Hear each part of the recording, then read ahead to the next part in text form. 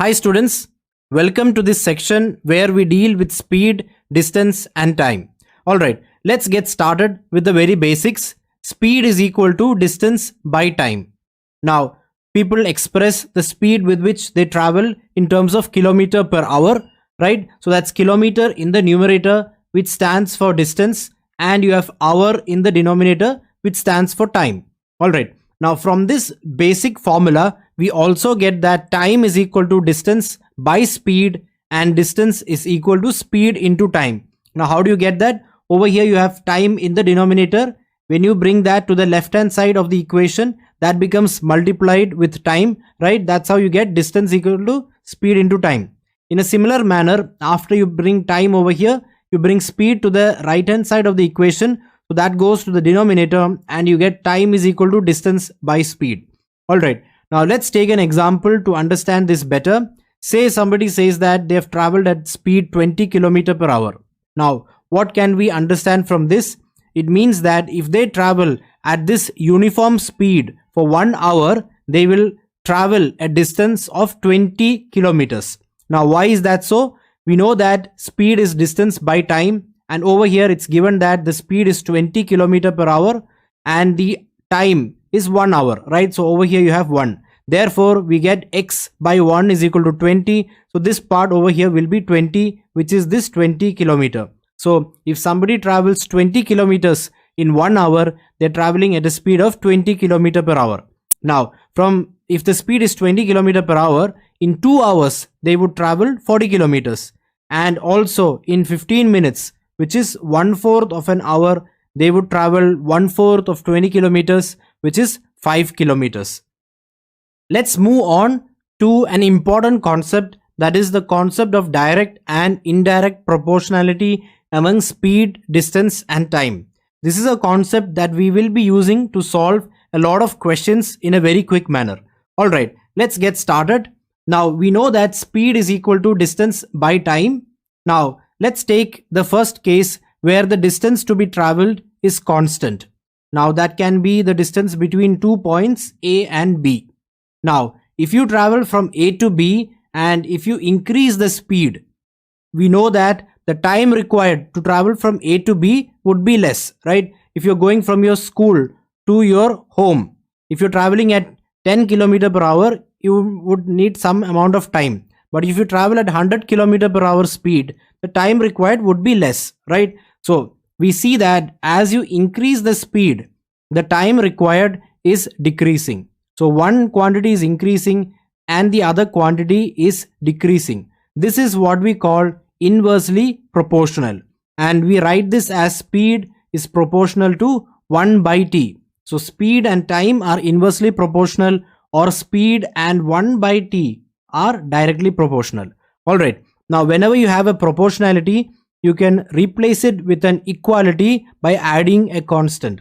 So we get speed is equal to a constant by time, and in this case this constant is the distance, because over here we have seen that distance is a constant. Alright, now let's take the second case where the time is a constant. Now if the time traveled is constant, if you're traveling at a higher speed, you will cover a higher distance, right? Imagine you have two bodies, one is traveling at 50 km per hour and the other is traveling at 100 km per hour. Both of them are traveling for 1 hour. So the first body would cover a distance of 50 km, the second one would cover a distance of 100 km. Why is that so? Because it's traveling at a higher speed. So if the time is constant, a body moving at a higher speed will cover a higher distance. Now over here you can see that both of them are increasing, right? That's what we call directly proportional. In this case, as one was increasing, the other was decreasing. But over here, you see that both of them are increasing and we call it directly proportional. Now, we write this as speed directly proportional to distance. Now, because these two are directly proportional, you can see that both of them are in the numerator, right? Over here, speed and time were inversely proportional. So over here, you have speed and time was in the denominator over here. All right. Now we can also replace this with speed is equal to distance into a constant, right? And this constant over here is 1 by time, and over here time is a constant, so 1 by time is also a constant, right? So that's how we get back to the initial formula, that is speed is equal to distance by time. All right, now let's move on to the third case, that is let the speed be constant. Now speed is distance by time. If the speed is constant, distance is equal to a constant into time, or we can see that distance is directly proportional to time, right? That is, if you increase the distance, you will need a higher time if you're traveling at the same speed. Imagine you're traveling between two cities that are 100 kilometer apart, and you're traveling between two cities that are 200 kilometer apart. In both the cases, if you're traveling at the same speed, you will need more time in the case where the distance is higher, right? So you can see that both of them are increasing, so that means these two are directly proportional, that is distance is directly proportional to time. Now we'll be using these in a lot of questions, and stay tuned for more of that. We'll be using this in solving questions very quickly. Let's do this question. Andy took 15 minutes to ride his bike to his school from his home. He took the same route to come back home, and it took him 30 minutes. Alright. Find the ratio of speed of going to the school to the speed of coming back home. Alright. Pause the video, give it a try, and then let's do it together.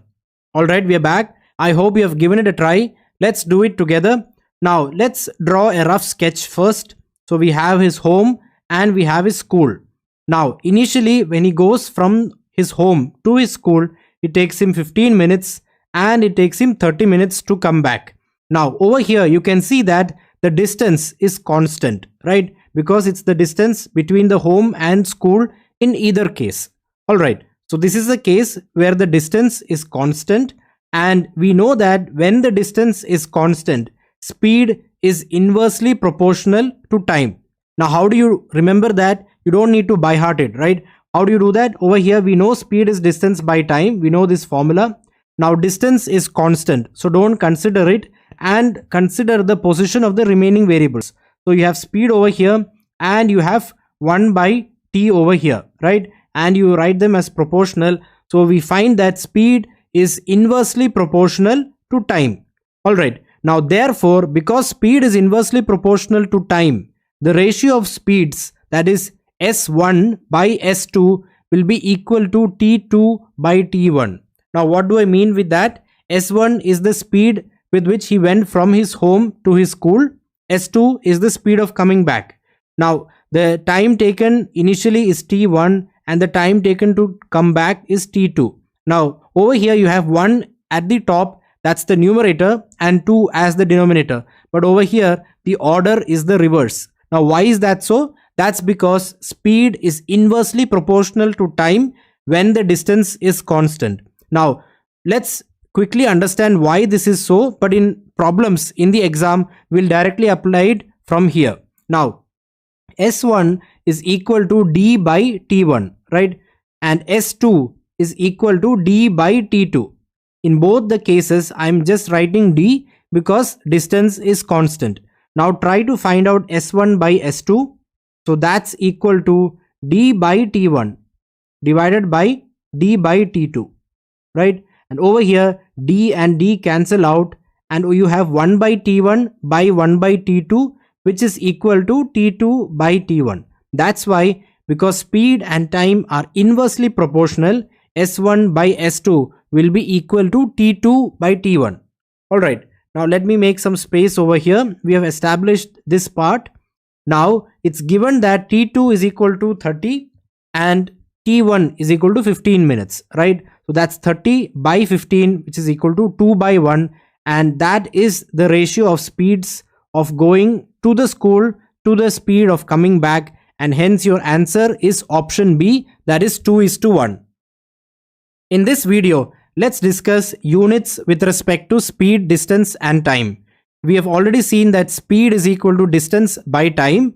Now let's think of various units with respect to distance that we know of. We know kilometers, meters, miles, etc. Now what about time? We have units such as hours, seconds, minutes, etc. Now some of the important things to keep in mind is that 1 kilometer is equal to 1000 meter. Remember, kilo stands for 1000. So kilometer is 1000 meter. Alright, what about miles? 1 kilometer is how many miles? 1 kilometer is 0.62 miles. What about 1 mile in terms of kilometer? That would be 1 by 0.62, or that's the same as 1.6. So 1 mile is equal to 1.6 kilometer. Remember, 1 mile is greater than 1 kilometer. Alright, now what about time related units? 1 hour is equal to 60 minutes, and we know that 1 minute is 60 seconds, right? So 60 minutes would be 60 into 60 seconds, right? So that's the conversion between hour and seconds. Alright, now an important conversion that you should know for a lot of questions is how many meters per second is 1 kilometer per hour. Alright, so let's try to first derive this and then we'll commit it to memory. So over here we have kilometer and over here we have meter. So we need to convert this kilometer to meter, and over here we have hours and over here we have second. So we need to convert 1 hour into seconds. So 1 kilometer per hour is equal to 1000 by 60 into 60 meter per second, right? Why is that so? 1 kilometer is 1000 meter and 1 hour is 60 into 60 seconds. Alright, on simplifying this, you will get 5 by 18 meter per second. So 1 kilometer per hour is equal to 5 by 18 meter per second. And from this, you can also see that 1 meter per second is equal to 18 by 5 kilometer per hour, right? It's just the inverse of this. Now, what about kilometer per hour and miles per hour? 1 kilometer per hour is equal to 5 by 8 miles per hour. Alright, now it's good to remember only this, right? If you remember this one and this one, you may get confused. So it's better to just remember that 1 kilometer per hour is 5 by 18 meter per second and 1 kilometer per hour is 5 by 8 miles per hour. Alright, so these are some of the important conversions and you should readily know them to apply in various questions. In this video, let's discuss average speed based questions. Now, average speed is defined as the total distance divided by the total time taken for a journey. Now, let's take an example to understand this better.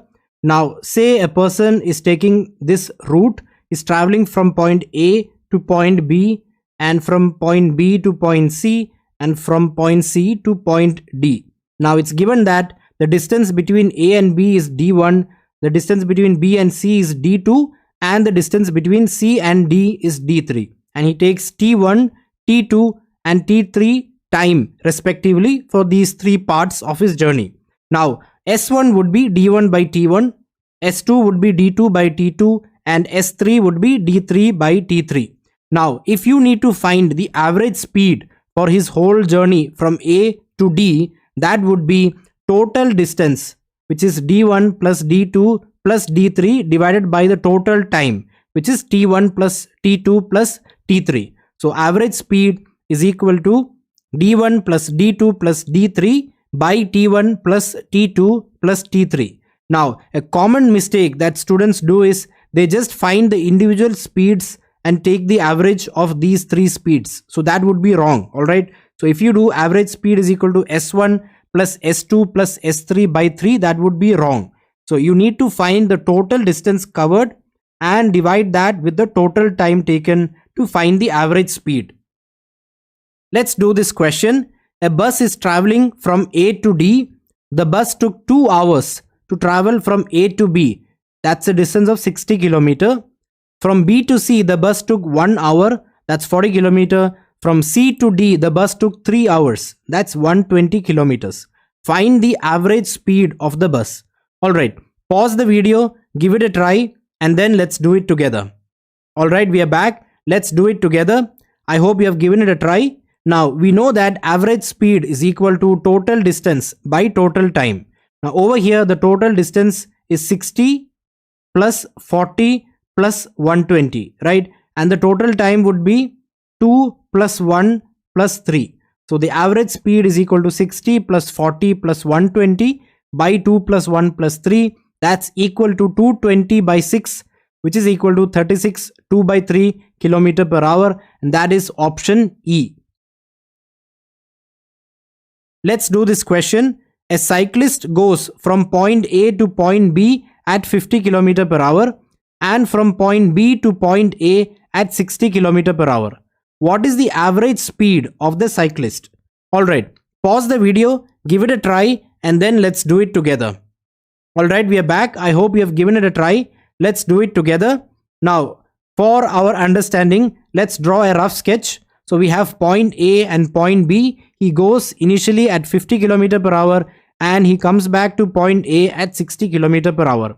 Now, what's the average speed? That's what we need to find out. Now, over here, you can see that option B is 55 km per hour. That's 50 plus 60 by 2, right? So this is definitely wrong. And I'm sure a lot of students will mark the answer as option B. So be careful.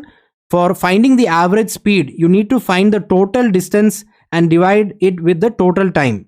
So over here, if the distance between A and B is taken as D, then the total distance is 2D and the time taken is D by 50 for this part and D by 60 for this part, right? Why is that so? Speed is distance by time. Therefore, time is equal to distance by speed. So over here you have distance and initially the speed is 50 km per hour. So we do D by 50, and over here the speed is 60 km per hour. So we do D by 60. Therefore, the average speed is 2D by D by 50 plus D by 60, and this simplifies to 2 into 50 into 60 by 110. How do you do that? Over here you can see that this D and this gets cancelled out, right? Because over here in the denominator, D is a common factor and D is also a factor of the numerator. Alright, now over here in the denominator, we are left with 1 by 50 plus 1 by 60. Now, how do we simplify this? Let's multiply 60 into 1 plus 50 into 1. That's the numerator, and the denominator is 50 into 60. So this is equal to 60 into 1 plus 50 into 1 by 50 into 60, right? So that's equal to 110 by 50 into 60. So that's what you get over here. And then you have 2 divided by this part, right? So this part gets up and it comes over here, because remember, A divided by C by D is equal to A into D by C, right? That's what we're using over here. So we get this as 2 into 50 into 60 by 110, and this simplifies as 600 by 11 km per hour, which is option D. And remember, over here you have many 611. Over here it's meter per second. Over here you have kilometer per second. Over here you have kilometer per hour, right? So it's important to mark the correct answer option with the correct unit given. All right. So over here the correct answer is option D, that is 600 by 11 km per hour. Let's do this question. A cyclist goes on a journey. He travels the first 1/3 of the distance at 4 km per hour, the next 1/3 distance at 5 km per hour, and the remaining distance at 6 km per hour. Find his average speed. Alright, pause the video, give it a try, and then let's do it together. Alright, we are back. I hope you have given it a try. Let's do it together. So the average speed will be equal to 3 divided by 1 by 4 plus 1 by 5 plus 1 by 6, right? So why is that so? Now over here, let's try to understand why we get this. This is a special case where in each of the 3 segments is traveling the same distance, right? Now we know average speed is equal to total distance by total time. Now let the distance taken in each of these 3 parts be equal to D. So in that case, the total distance will be D plus D plus D, right? And the time taken will be D by 4 for the first part, D by 5 for the second part, and D by 6 for the third part, right? Because the speed is 4, 5 and 6 km per hour. Now over here you can simplify this as 3 by 1 by 4 plus 1 by 5 plus 1 by 6, because D is a factor of the numerator as well as the denominator. Now over here we have 1 by 4 plus 1 by 5 plus 1 by 6 as the denominator. Now how do we simplify this? We just need to convert the denominator in each of these fractions to the same number, right? So an easy method is that we convert the denominator to 4 into 5 into 6, Now over here we already have 4, so we take the remaining 2 and we multiply it over here. So we get 5 into 6 in the numerator.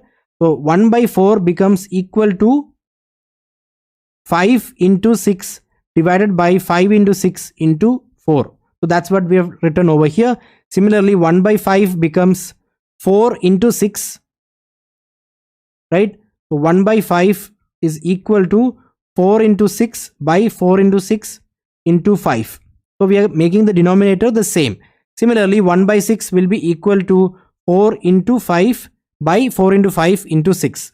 So this part over here becomes equal to this over here, and that simplifies to 3 into 4 into 5 into 6 by 30 plus 24 plus 20, right? Remember, A by C by D is equal to A into D by C. So that's how this comes up over here. All right, now let me make some space over here. Now we go ahead and simplify this.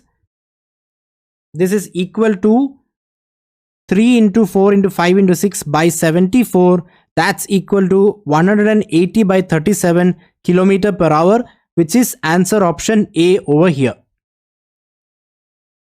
Let's read this question. If John travels to his school from his home at 2 km per hour, he'll be 15 minutes late. If he travels at 5 km per hour, he'll be 30 minutes early. Find the distance from his home to the school. Alright, pause the video, give it a try, and then let's do it together. Alright, we are back. I hope you have given it a try. Let's do it together. We start with drawing a rough sketch. We have his home over here and his school over here. Now, in case 1, he travels at 2 km per hour and he is 15 minutes late. In the second case, he travels at 5 km per hour and he is 30 minutes early. Now, you can notice that over here, the distance is constant, right? Because it's in both the cases, it's the distance between the home and the school. So the distance is the same. Hence, the distance is constant. Now, we know that speed is equal to distance by time. Therefore, distance is equal to speed into time. Now, over here, distance is a constant. So when two numbers are multiplied and the product has to be kept constant, if one of them is decreasing by 1 by x plus 1, the other one has to increase by 1 by x. We have already seen this, right, in percentages. Alright, so over here, let's try to apply this. Now we can see that the speed is changing from 2 to 5, right? So that's an increase by 3 by 2. So what's it? It's an increase of 3 by 2 of 2. 3 by 2 of 2 is equal to 3 itself, right? So 2 plus 3 gives you 5. So we are increasing by 3 by 2 of 2. And 3 by 2 is the same as 1 by 2 by 3. So there is an increase by 1 by 2 by 3. Therefore, there should be a decrease in the time by 1 by 2 by 3 plus 1. Remember, the denominator is greater in the case of the decrease. We have seen that before also, right? So over here, we have to do 1 by 2 by 3 plus 1. This is the denominator over here. And that's equal to 1 by 5 by 3, which is equal to 3 by 5. So there should be a decrease in time of 3 by 5. Now, over here, what's the difference? Over here, we have 15 minutes late and this is 30 minutes early. So the difference is 45 minutes, right? Therefore, a decrease of 3 by 5 of t is equal to 45 minutes, and hence t is equal to 45 into 5 by 3.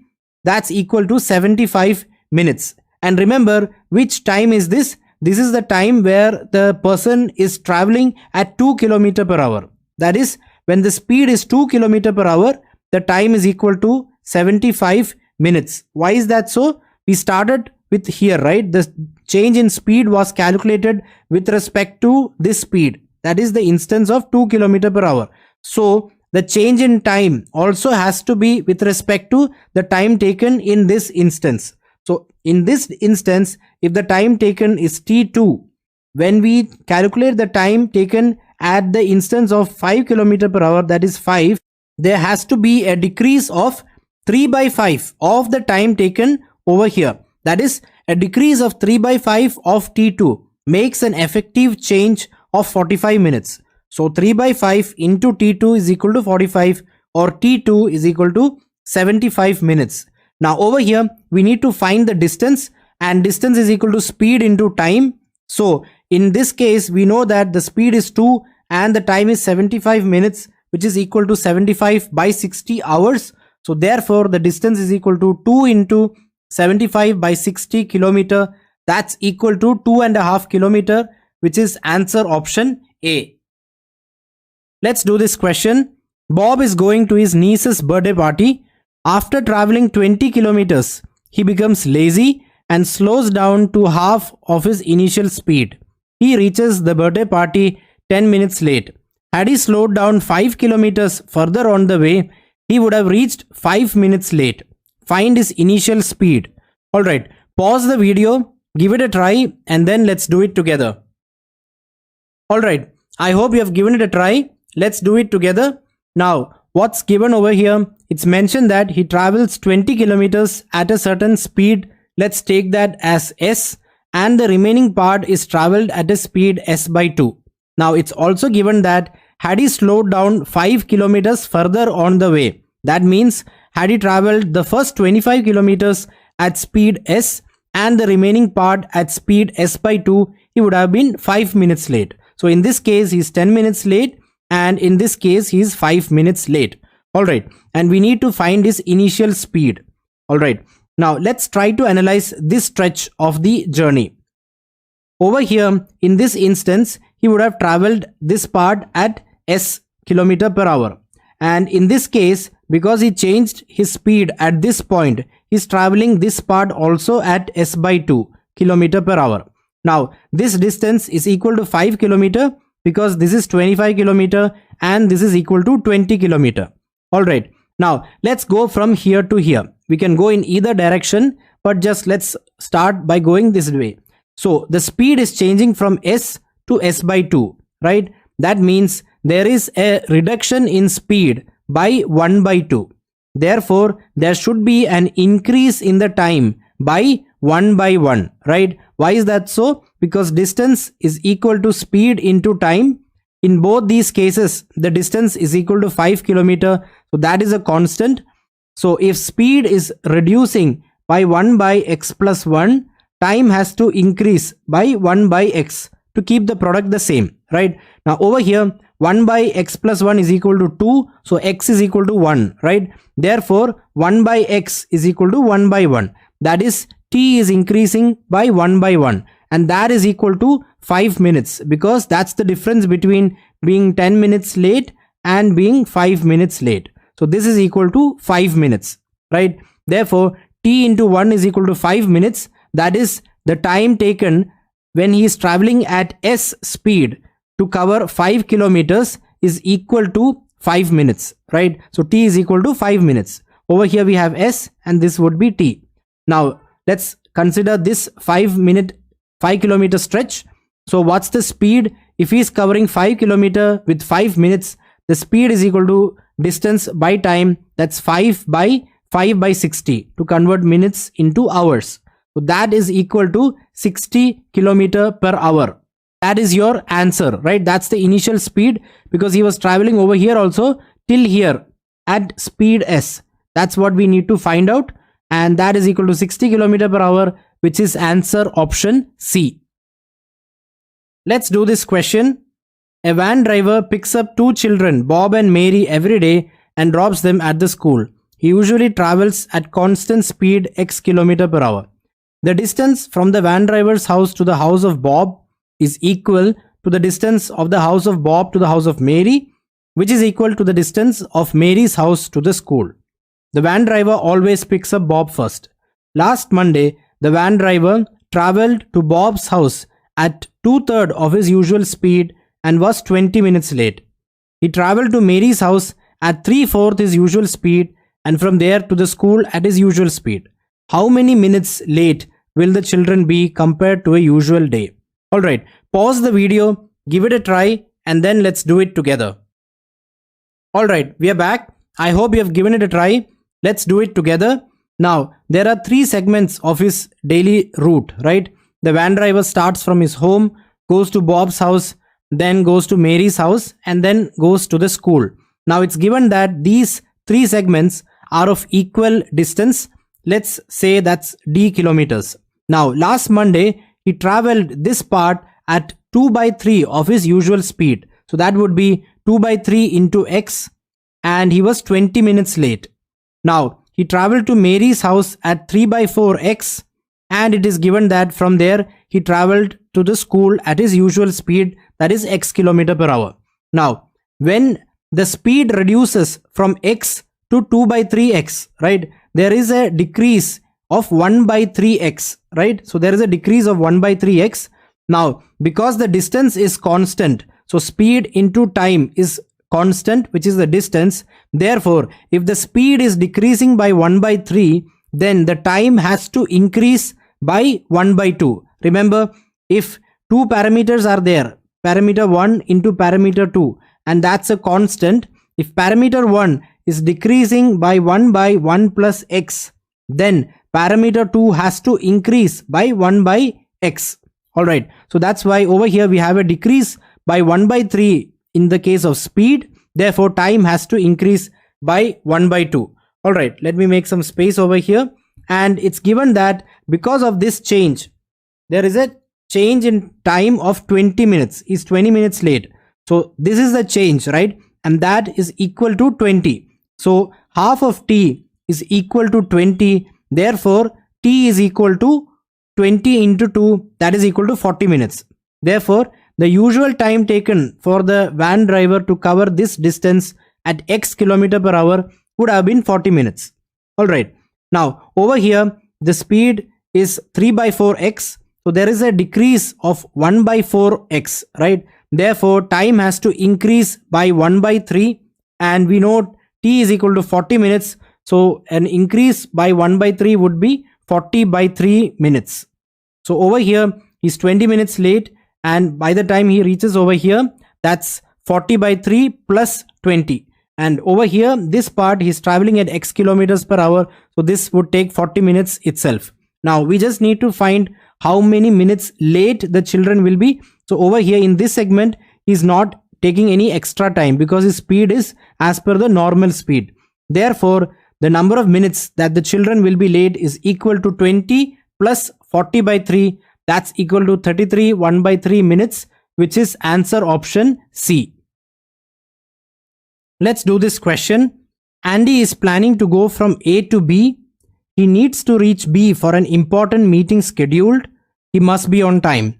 After traveling for some time, he realizes that he will only cover 2 by 3 of the distance by the time the meeting starts. Therefore, he increases his speed to 2.5 times the initial speed. Thus, he manages to be exactly on time. If he had not changed his speed, he would have been 4 hours late for the meeting. After traveling for how many hours did Andy change his speed? Alright, pause the video, give it a try, and then let's do it together. Alright, we are back. Let's do it together. Now, we start with drawing a sketch. We have point A and point B, and let the distance between these 2 points be D. Now, he's starting his journey at a certain time, and say the meeting is scheduled for T hours after starting time. So the meeting is T hours after starting time.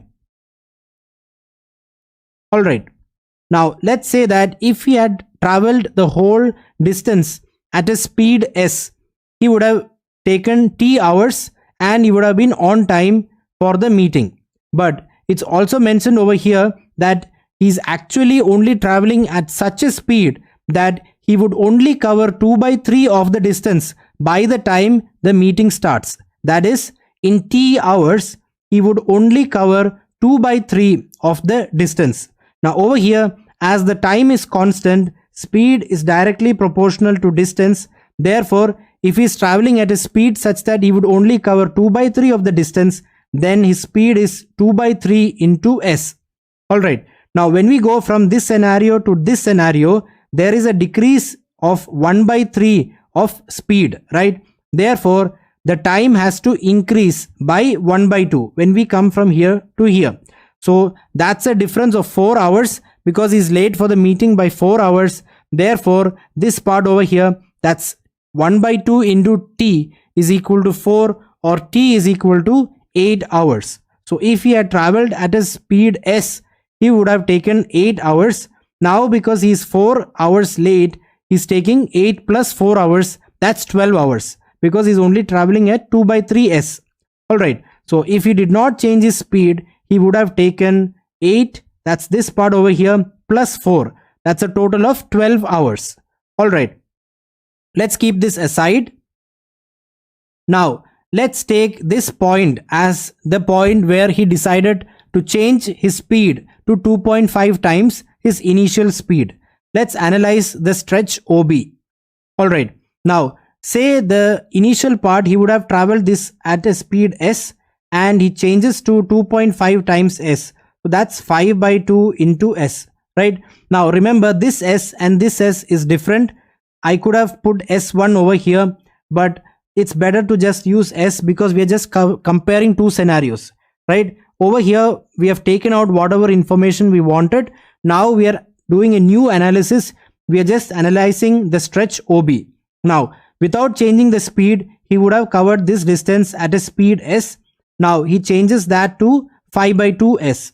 So from s is going to 5 by 2 s, that is there is an increase of 3 by 2 s, that's 1 by 2 by 3, right? Therefore the time has to decrease by 1 by 1 plus 2 by 3, that's equal to a decrease of 3 by 5 t, and that is equal to 4 hours, because he's making up 4 hours, otherwise he would have been late by 4 hours, right? Now he's exactly on time, so he's saving 4 hours. Therefore the decrease in time is equal to 4.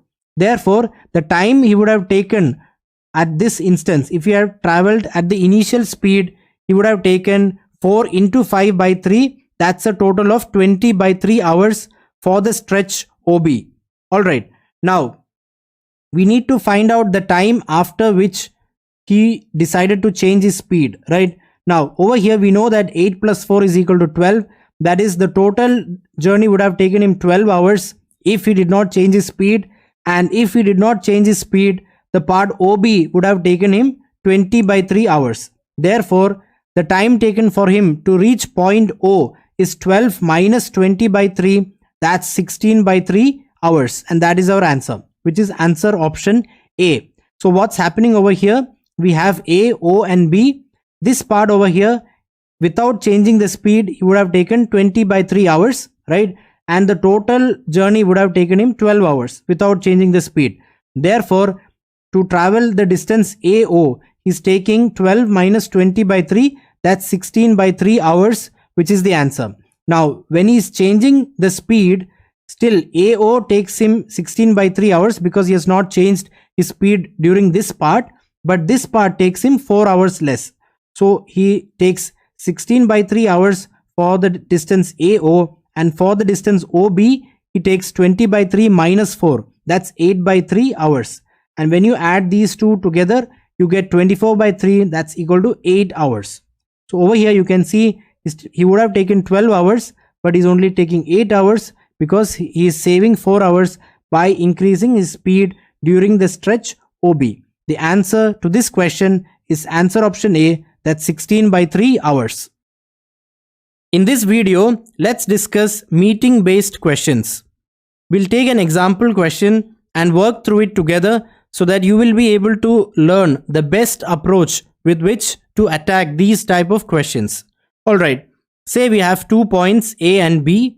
Now, person 1 starts from point A at 4 p.m. and reaches point B at 6 p.m. Person 2 starts from point B at 4 p.m. and reaches point A at 5 p.m. Now we need to find out when they will meet and where they will meet. Now you can find where they will meet if the distance between A and B is given. Alright, now let's get started. Now you can see that the distance traveled by person 1 and person 2 is the same, right? That's the distance between point A and point B. So the first step over here is the distance is constant, and we know that when the distance is constant, speed is inversely proportional to time.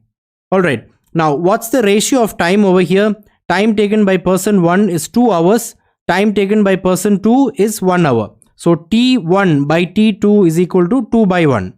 Now, because distance is constant, speed is inversely proportional to time. Therefore, S1 by S2 will be equal to 1 by 2. Alright. Now, you can see that they both start at the same time. That is 4 p.m. Now, we will see in questions what to do in scenarios where they do not start at the same time. In such scenarios, we will try to find out where the person who started earlier will be at the time when the other person starts, and then we will proceed. Now, we will see more of that in questions which will follow.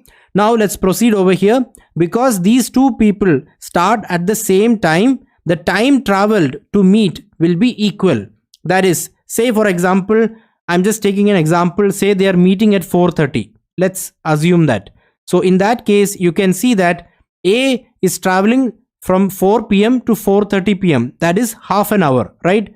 Similarly, the person who's traveling from point B is also starting at 4 p.m. and meeting at 4:30. So this person also is traveling half an hour. So in this manner, you can see that time traveled by both the persons will be equal. All right, let's proceed. Now, over here, because the time is constant, we know that when time is constant, speed is directly proportional to distance, right? Because remember, you don't need to by heart these. Speed is distance by time. Just remove the constant part. So you're removing time because time is constant. So speed and distance are in the numerator. So speed is directly proportional to distance. Therefore, S1 by S2 will be equal to D1 by D2. And hence, because we already have S1 by S2, D1 by D2 will be equal to 1 by 2. Alright, let's keep that aside. Alright, now over here we have the distance AB, and let's divide it into 3 equal parts. Why 3 over here? Because the ratio between D1 and D2 is 1 by 2. So you do 1 plus 2, that's equal to 3. So we divide the distance between A and B into 3 equal parts. Alright, now the distance traveled by person 1 will be 1 time this part. So if this is X, this is X, this is X, the distance traveled by person 1 would be X, and the distance traveled by person 2 will be 2X. So this is the point where they will be meeting.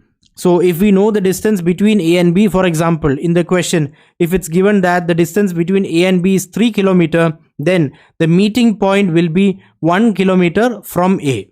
Alright, now let's proceed. So we have identified the meeting point over here. Alright, now let's proceed to find the time of meeting. We need to know at what time they meet. For this, let's move on to step 3. We only consider person 1.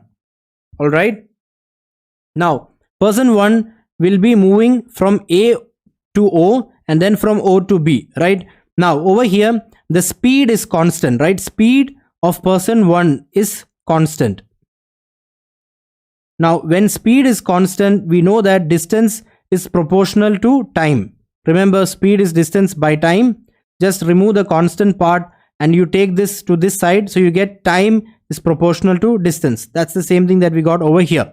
Now, because this is the scenario, the ratio of this distance, that is AO by OB, that's 1 by 2, will be equal to the time taken by person 1 to move from A to O to the time taken to move from O to B. That is AO by OB is equal to TAO by TOB, that's equal to 1 by 2. Now, we know that the total time taken by person 1 is 2 hours, right? That's given over here. So we need to divide this 2 hours into 3 equal parts, and then you take one part out of it, right? That is, person 1 takes 1 by 3 of 2 hours. TA is 2 hours to reach point O. Now, TA is equal to 2. So 1 by 3 of TA is equal to 1 by 3 into 2 hours. That's equal to 2 by 3 hours, which is 40 minutes. Therefore, the meeting happens at 4:40 p.m. Right? So they are starting at 4 p.m. You add 40 minutes to that and you get 4:40 p.m. as the meeting point.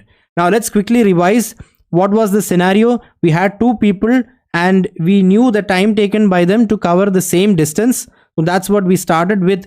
We found the time ratio, and with that we found the speed ratio. That was step 1. Step 2 is that we know that both of them start at the same time. Therefore, the time traveled to meet is constant. And when time is constant, we know that speed ratio is equal to distance ratio. And with that, we found d1 by d2. That was step 2. Now, with this, we are able to find where they meet. All right. Now we proceeded and we took only person 1. Now, in the case of taking only one person, the speed is constant. Therefore, the distance is directly proportional to time. We know the distance ratio, that's 1 by 2. And with that, we find the time ratio, time taken by person 1 to move from A to O, to the time taken by person 1 to move from O to B is equal to 1 by 2. Now, we just find the time taken by person 1 to reach point O by taking one part out of 3 equal parts of the total time, which is 2 hours. And that is equal to 40 minutes. And therefore, they meet at 4 plus 40 minutes. That's 4:40 p.m. Let's do this question. John works in city A and has his family in city B. Clara works in city B and has her family in city A. Both of them start from their workplace to go home at 6 p.m. They cross each other daily at 8 p.m. John needs 1 hour more to reach his home city from the point where they cross each other. Yesterday, Clara drove slower and reached city A 30 minutes late. At what time did Clara and John cross each other yesterday? Alright, pause the video, give it a try, and then let's do it together. Alright, we are back. I hope you have given it a try. Let's get started. We have city A and city B, and in the question it's given that John travels from A to B and Clara travels from B to A. It's also given that both of them start at the same time, that is 6 p.m. Now, let O be the point where they cross each other daily at 8 p.m. Now, it's also given that John takes 1 hour more to travel from O to B. Alright, so this is what is given in the question. Now, let's analyze first the stretch OB. So, let me draw that over here for your better understanding. Now, what's the time taken by John to cover the stretch OB? That's given as 1 hour, right? And what is the time taken by Clara to cover the stretch OB? She starts at 6 p.m. and reaches point O at 8 p.m. So, it takes her 2 hours to cover the stretch OB. Therefore, time taken by John divided by time taken by Clara is equal to 1 by 2. Now, you can see that the distance covered by John and Clara in this case is the same, right? Which is the distance between point O and point B. That is, the distance is constant. Now, we know that when the distance is constant, the speed is inversely proportional to time. That means if Tj by Tc is 1 by 2, then speed of John by speed of Clara will be equal to 2 by 1. So, we have found the speed ratio. Alright, now let's analyze the whole journey, that is from point A to point B. Now over here you will see that John and Clara maintain the same speed throughout their journey, right? So that means the time taken by John for the whole journey divided by the time taken by Clara for the whole journey will also be 1 by 2, which is the inverse of the speed ratio, because in this case also the distance is constant, right? Therefore, we get that time taken by John divided by time taken by Clara is equal to 1 by 2. Now, why is this equal to 3 by 6? Because we know that the time taken by John for the whole journey is 3 hours, right? He's taking 2 hours to travel from A to O and 1 hour to travel from O to B. So that's a total of 3 hours. Now, if you put over here x, so 1 by 2 is equal to 3 by x. That means x is equal to 6, right? So the total time taken by Clara to travel from B to A on a usual day is 6 hours. Alright. Now what happened yesterday? It took her half an hour more. So it's taking her 6 plus 1 by 2, which is equal to 13 by 2 hours yesterday. That's what happened yesterday. So what is the time ratio for yesterday? That would be 3 divided by 6.5, which is equal to 6 by 13. How do you get that? This is the same as 3 by, we have seen that this is 13 by 2 and this 2 goes up, right? Remember, A by B by C is equal to A into C by B. So that's what we are using over here. So we get this as 6 by 13. That's the new time ratio. All right. Now let's keep this aside.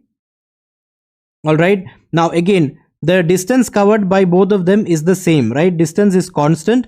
So we know speed is inversely proportional to time. So if the time ratio is 6 by 13, the speed ratio, that is speed of John divided by speed of Clara, will be 13 by 6. All right. Now over here you can see that the time is constant. The time traveled for them to meet is constant, right? Why is that so? Both of them are starting at the same time, and after traveling for t hours they meet. So both of them are traveling for t hours. Now when time is constant, we know that speed is directly proportional to distance. So if the speed ratio is 13 by 6, the distance covered by John divided by the distance covered by Clara will also be equal to 13 by 6. So what does that mean? Let's draw that over here. Say they are meeting over here. Let this be A, this is B, and let this be the new meeting point O dash. So it means that the distance covered by John, that's A O dash, will be 13x, and the distance covered by Clara, that's O dash B, will be equal to 6x. All right. Now again, let's only take now John. Only take John. That's the next step.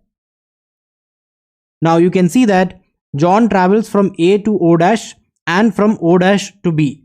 Now we just need to find out how much time it takes for John to travel from A to O dash, because they are meeting at O dash, right? So that would be the time where they meet together. Now how much time will it take for John to travel from A to O dash? It would be, you divide the whole time taken to travel from A to B, which is 3 hours, into 13 plus 6, that is 19 equal parts, and then you take 13 out of that because it's proportionate, right? Over here John travels at the same speed throughout the journey. Therefore if speed is constant, time is proportionate to distance, right?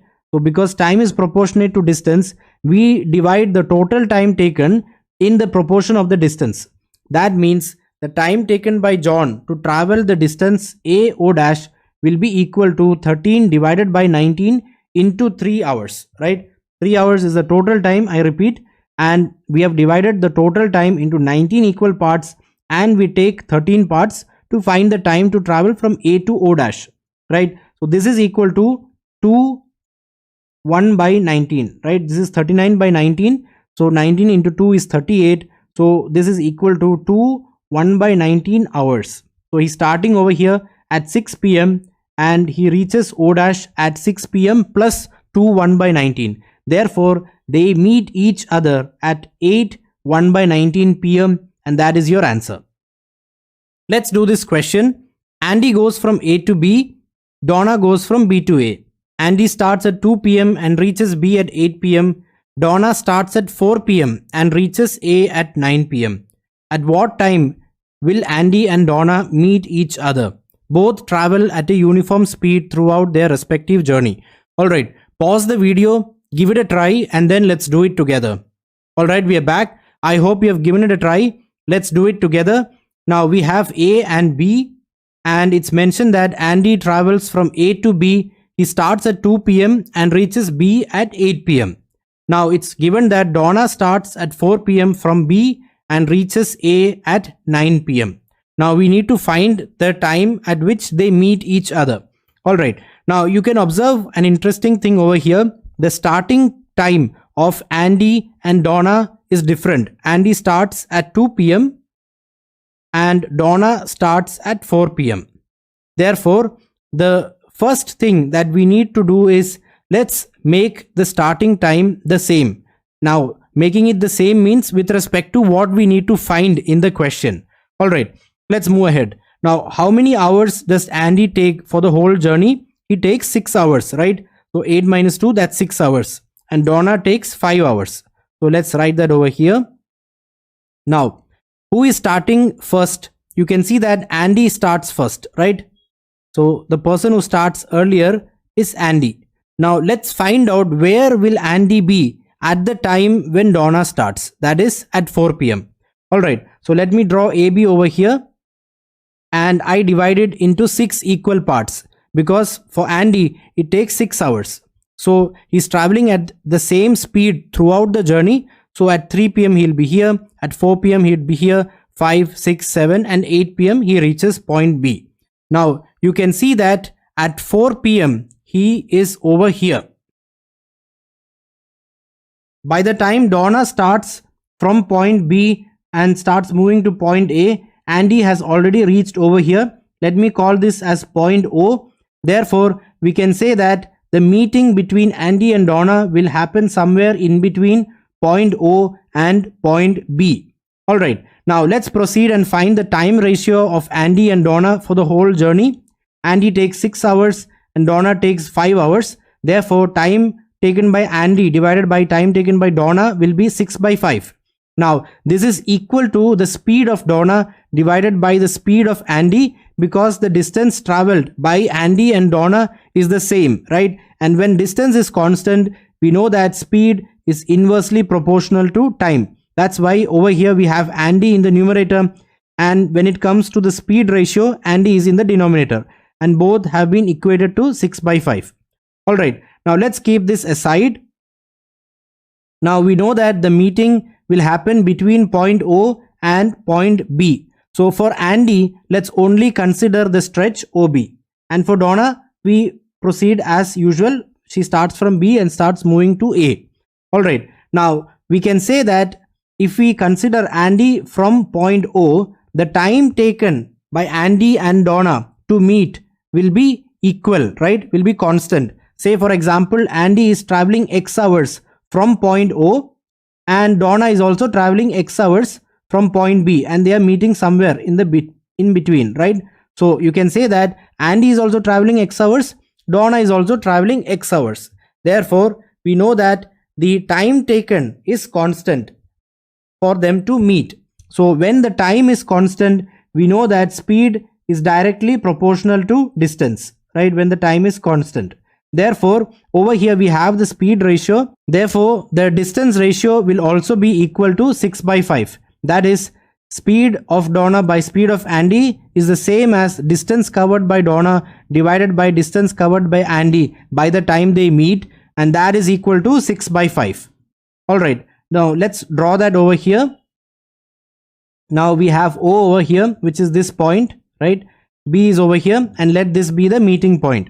Now what does this mean? It means that by the time they meet, Donna would have traveled 6x distance, that's in this direction, and Andy would have traveled 5x, that is in this direction, right?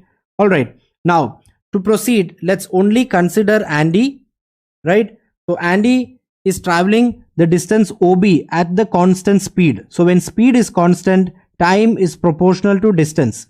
Therefore, time taken by Andy to reach point M will be proportionate to the distance, right? Now we know that for the whole distance OB, Andy is taking 4 hours. That is from 4 p.m. to 8 p.m. That's 4 hours. Now, if he takes 4 hours for the whole distance OB, for the stretch OM, he will take how much time? Can you tell me that? Let's find the time ratio only for Andy. That is, time taken for traveling the distance OM divided by time taken to travel the distance MB will be equal to the distance OM by the distance MB, because he's traveling at the same speed, right? The speed of Andy is constant. So this will be equal to 5 by 6, right? Why is it 5 by 6? Remember, the distance OM is 5x. Over here, Donna is in the numerator. So that's why this is 6 by 5. Time taken by Andy for the distance OM by time taken by Andy for the distance MB will be equal to the distance OM by the distance MB. So that is 5x by 6x, which is equal to 5 by 6. So we have this established. Let's keep this aside. Now we'll divide the whole time taken for the stretch OB in this proportion. So what's the time taken for OM? That will be equal to 5 by 11 into 4. Remember, 4 is the time taken for the stretch OB. Now what are we doing over here? This 4 hours is divided into 5 plus 6, that is 11 equal parts, and we take 5 parts. So that's 5 by 11 into 4, which is equal to 20 by 11, which is 1 hour and 9 by 11 hours. So therefore, the meeting happens at 4 plus 1 9 by 11, which is 5 9 by 11 p.m. So this is the time where the meeting happens. Now we can convert 9 by 11 into minutes by multiplying with 60. So 9 by 11 into 60 is approximately 49 minutes. Therefore, the meeting between Andy and Donna happens at 5:49 p.m.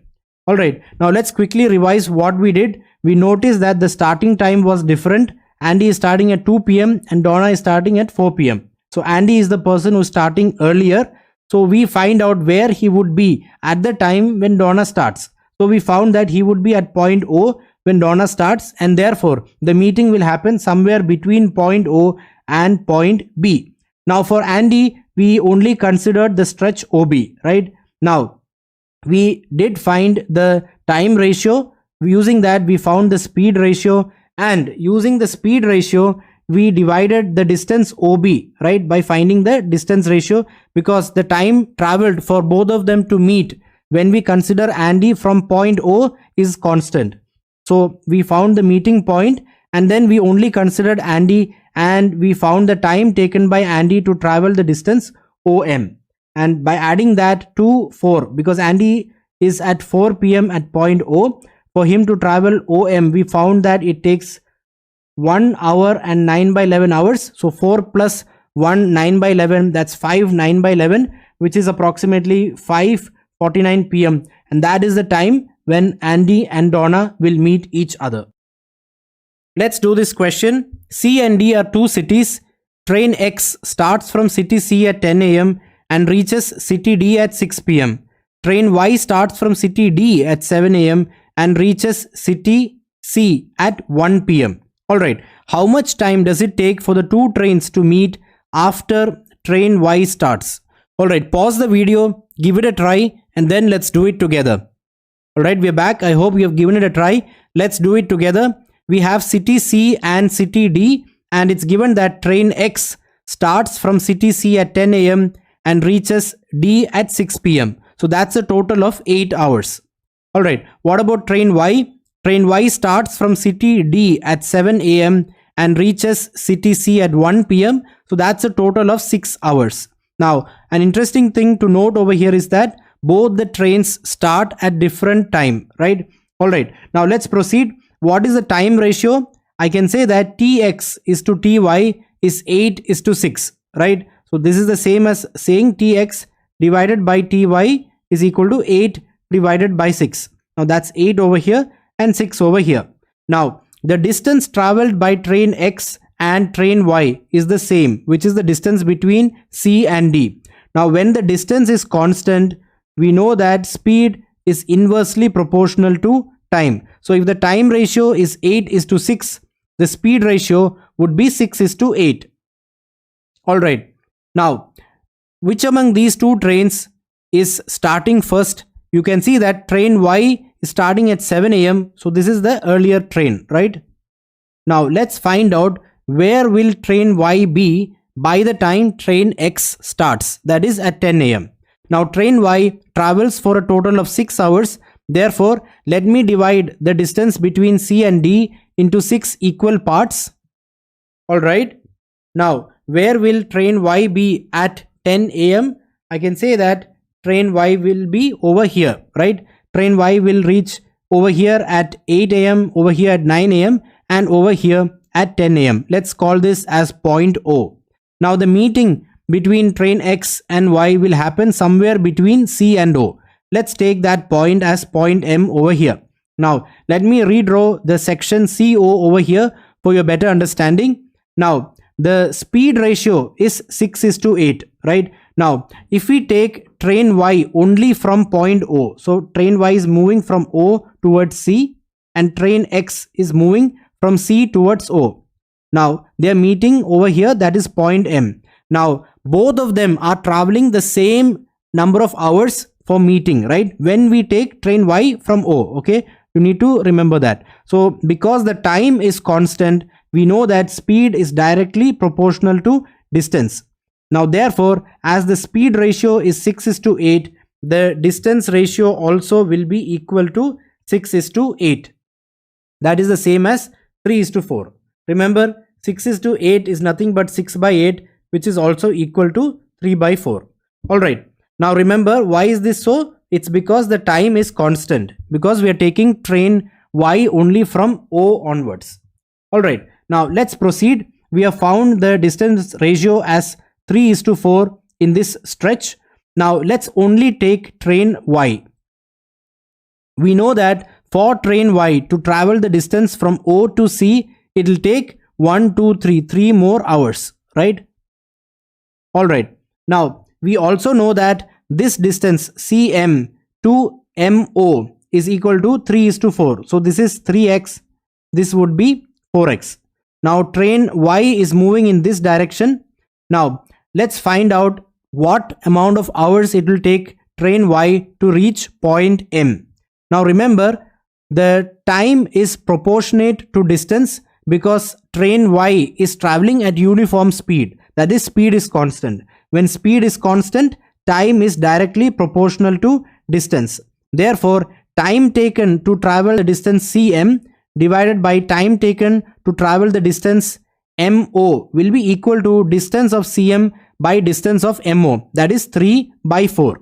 Alright, now we are trying to find out TMO. For that, we need to divide the total time taken into 3 plus 4, that is 7 equal parts, and then we take out 4 parts. So therefore, TMO is equal to 4 by 7 into 3. Remember, this 3 is the total number of time taken by train Y to travel from O to C.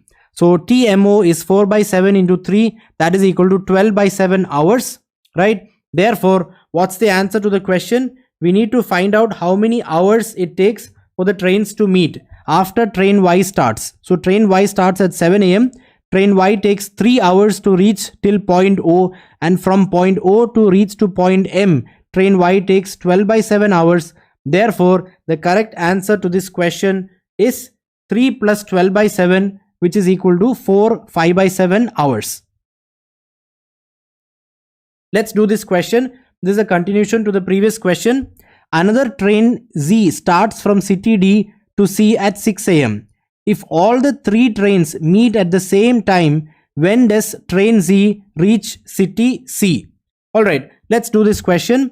Now, we already have established these parts. We know that train X takes 8 hours to travel from C to D, and train Y takes 6 hours to travel from D to C. Now, over here it's given that train Z starts from city D at 6 a.m. and it is traveling towards city C. Alright, now what's the time ratio and speed ratio of train X and Y? We know that time ratio is 4 by 3 because that's 8 by 6, which is the same as 4 by 3, and therefore speed ratio will be equal to 3 by 4 because the distance is constant, so speed is inversely proportional to time.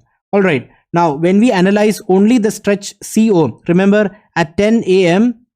train Y will reach point O, right? And M is the meeting point, and it's also given that train Z also meets the other 2 trains at the same time. Alright, so M is the meeting point. Now when we analyze only stretch CO, the distance ratio is equal to the speed ratio because time is constant. The time traveled by train X and Y to meet when we consider train Y only from O was the same, right? Time is constant, so distance is proportional to speed, so distance ratio is also equal to 3:4. So this is what we have done in the previous question.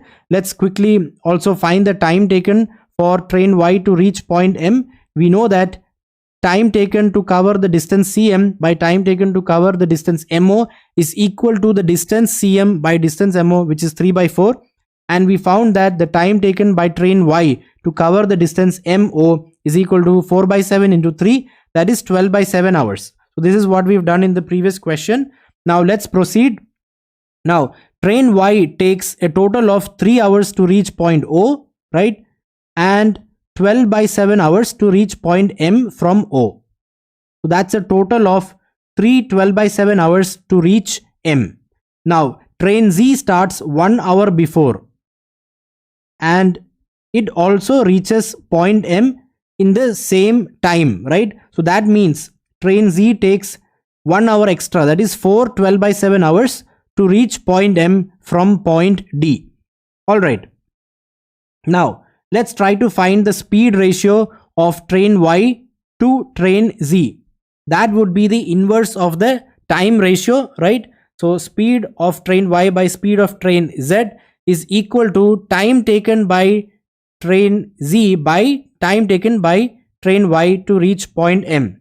And we have found that over here. So that is equal to 4 12 by 7 by 3 12 by 7, which simplifies to 40 by 33. So this is the speed ratio. All right.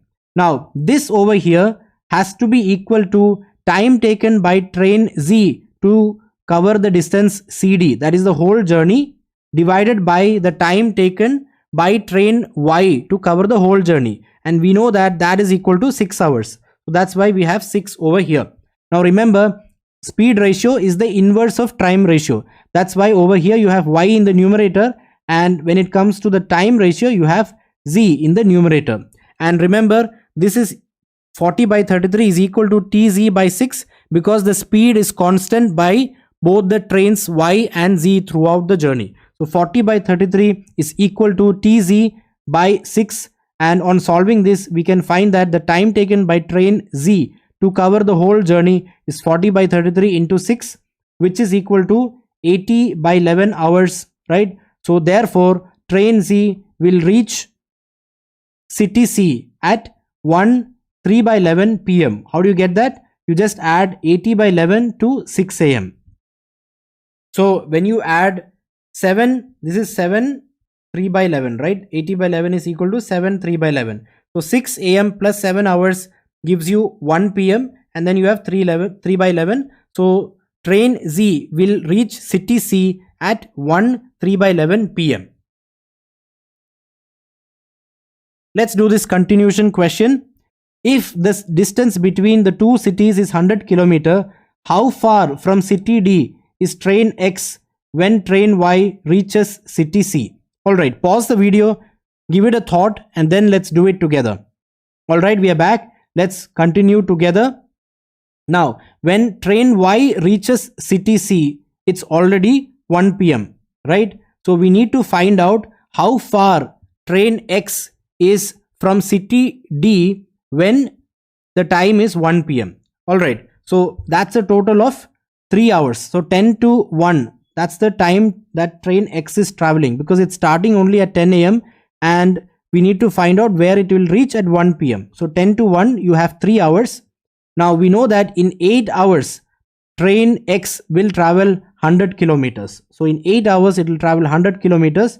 Therefore, in 3 hours, it will travel 100 by 8 into 3. That is a total of 37.5 kilometer. Now remember, the question asks us how far train X is from city D.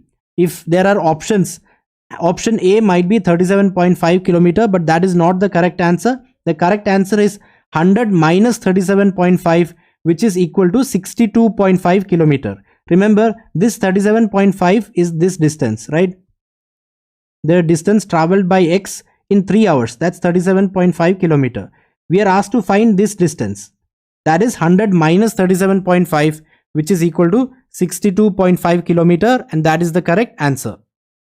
Let's do this question. Abhilash goes from A to B, Donna goes from B to A. Abhilash starts at 2 p.m. and reaches B at 8 p.m. Donna starts at 4 p.m. and reaches A at 7 p.m.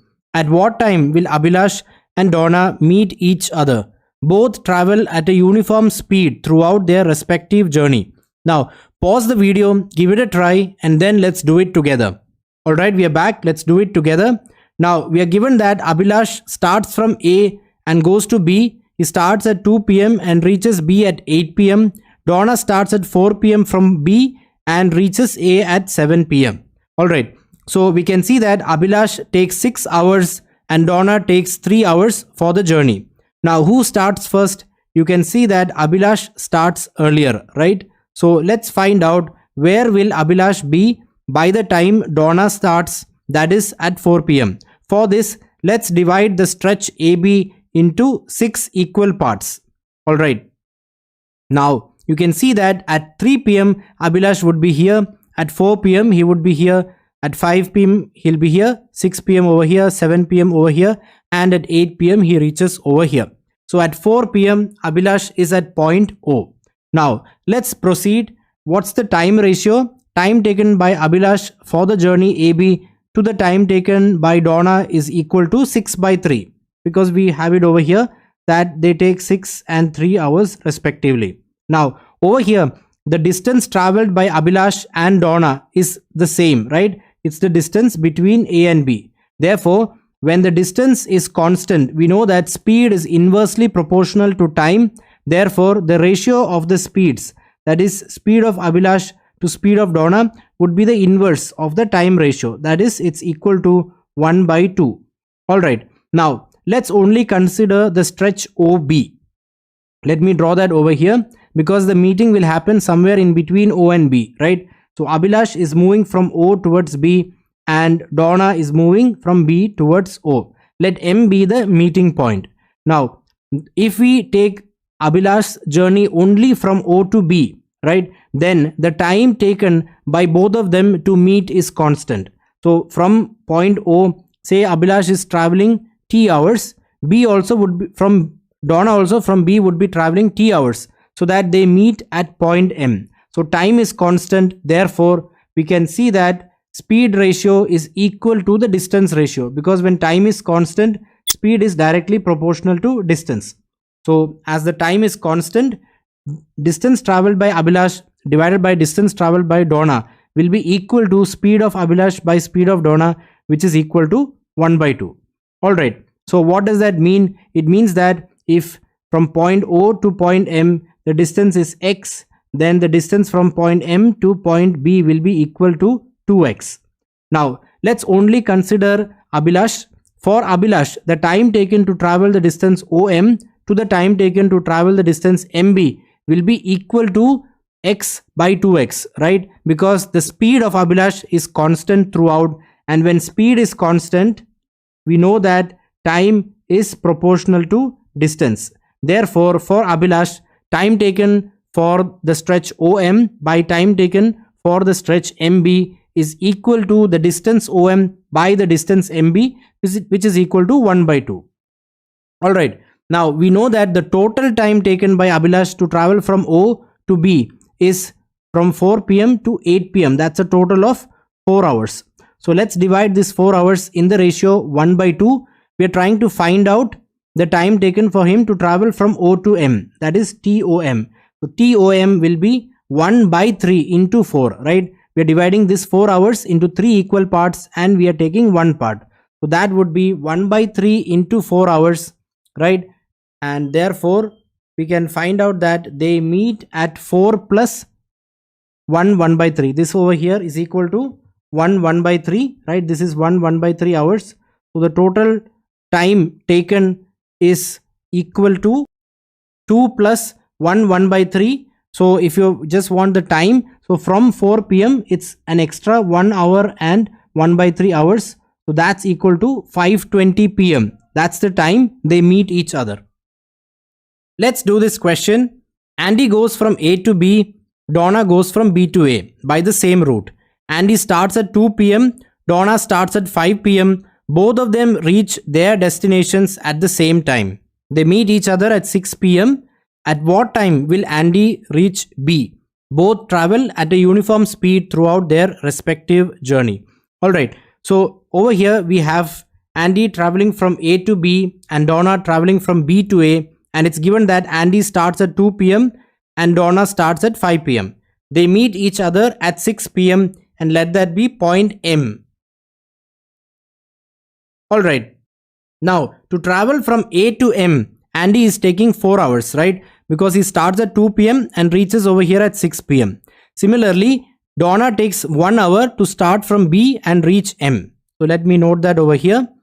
Now, both of them reach their destinations at the same time. That is, Andy is moving on from M to B and he should take the same amount of time to reach from M to B as Donna takes to reach A from M. So let's take that as Y hours. So Andy is traveling from M to B in Y hours. Donna is traveling from M to A in Y hours. So in that case, they will reach their destinations at the same time. Alright, now let's analyze the stretch AM and MB separately. Alright, for AM, Andy is taking 4 hours and Donna is taking y hours. For MB, Andy is taking y hours and Donna is taking 1 hour, right? So let's fill that into this table. All right. Now over here, you can see that when we talk of the stretch AM, Andy and Donna is traveling the same distance. That is, the distance is constant. That's the same case when we talk about MB, because both of them are traveling the same part, right? Same journey. So when the distance is constant, we know that speed is inversely proportional to time. All right. So we can say that when we look at AM, 4 by y, that is the time taken by Andy divided by time taken by Donna, 4 by y will be equal to speed of Donna by speed of Andy, right? They are inversely proportional, right?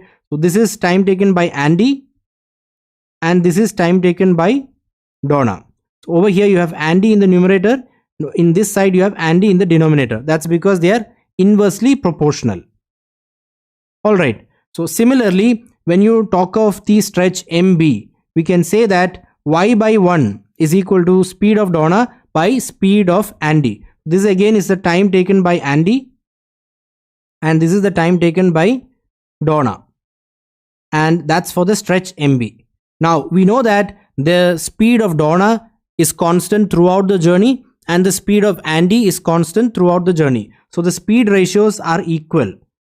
That is, these two parts are equal. Therefore, this ratio and this ratio has to be equal. That is, 4 by y is equal to y by 1, and therefore by cross multiplying we get y square is equal to 4 or y is equal to 2. That is, from M to B, Andy will take 2 more hours, and therefore what we need to find is when he reaches point B. So that would be 2 hours after 6 p.m. That is 8 p.m. and that is the answer to this question. Let's do this question. Andy goes from A to B. Donna goes from B to A. Andy starts at 2 p.m. and reaches B at 8 p.m. Donna starts at 4 p.m. and reaches A at 7 p.m.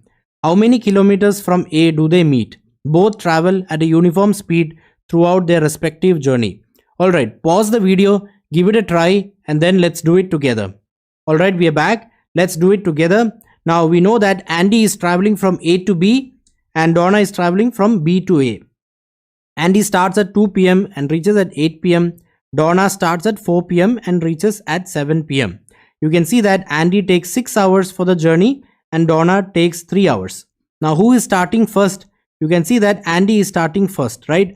So let's find out where will Andy be by the time Donna starts. That is at 4 p.m. For this, let's divide the stretch AB into 6 equal parts. Alright, so let's do that over here. Now at 3 p.m. Andy will be here, at 4 p.m. he'll be here, at 5 he'll be here, at 6 p.m. he'll be here, at 7 p.m. he'll be here, and at 8 p.m. he will be over here. Therefore at 4 p.m. he will be at point O. Alright, now we have divided a stretch of 60 km into 6 equal parts, right? So each part is 60 by 6, that is 10 km. Therefore AO is 20 km and OB is equal to 40 km. Alright, let's proceed and take the time ratio. Time taken by Andy for the whole journey is 6 hours and time taken by Donna is 3 hours. So TA by TD is equal to 6 by 3. That's equal to 2 by 1. Now over here you know that the distance traveled by Andy and Donna is the same.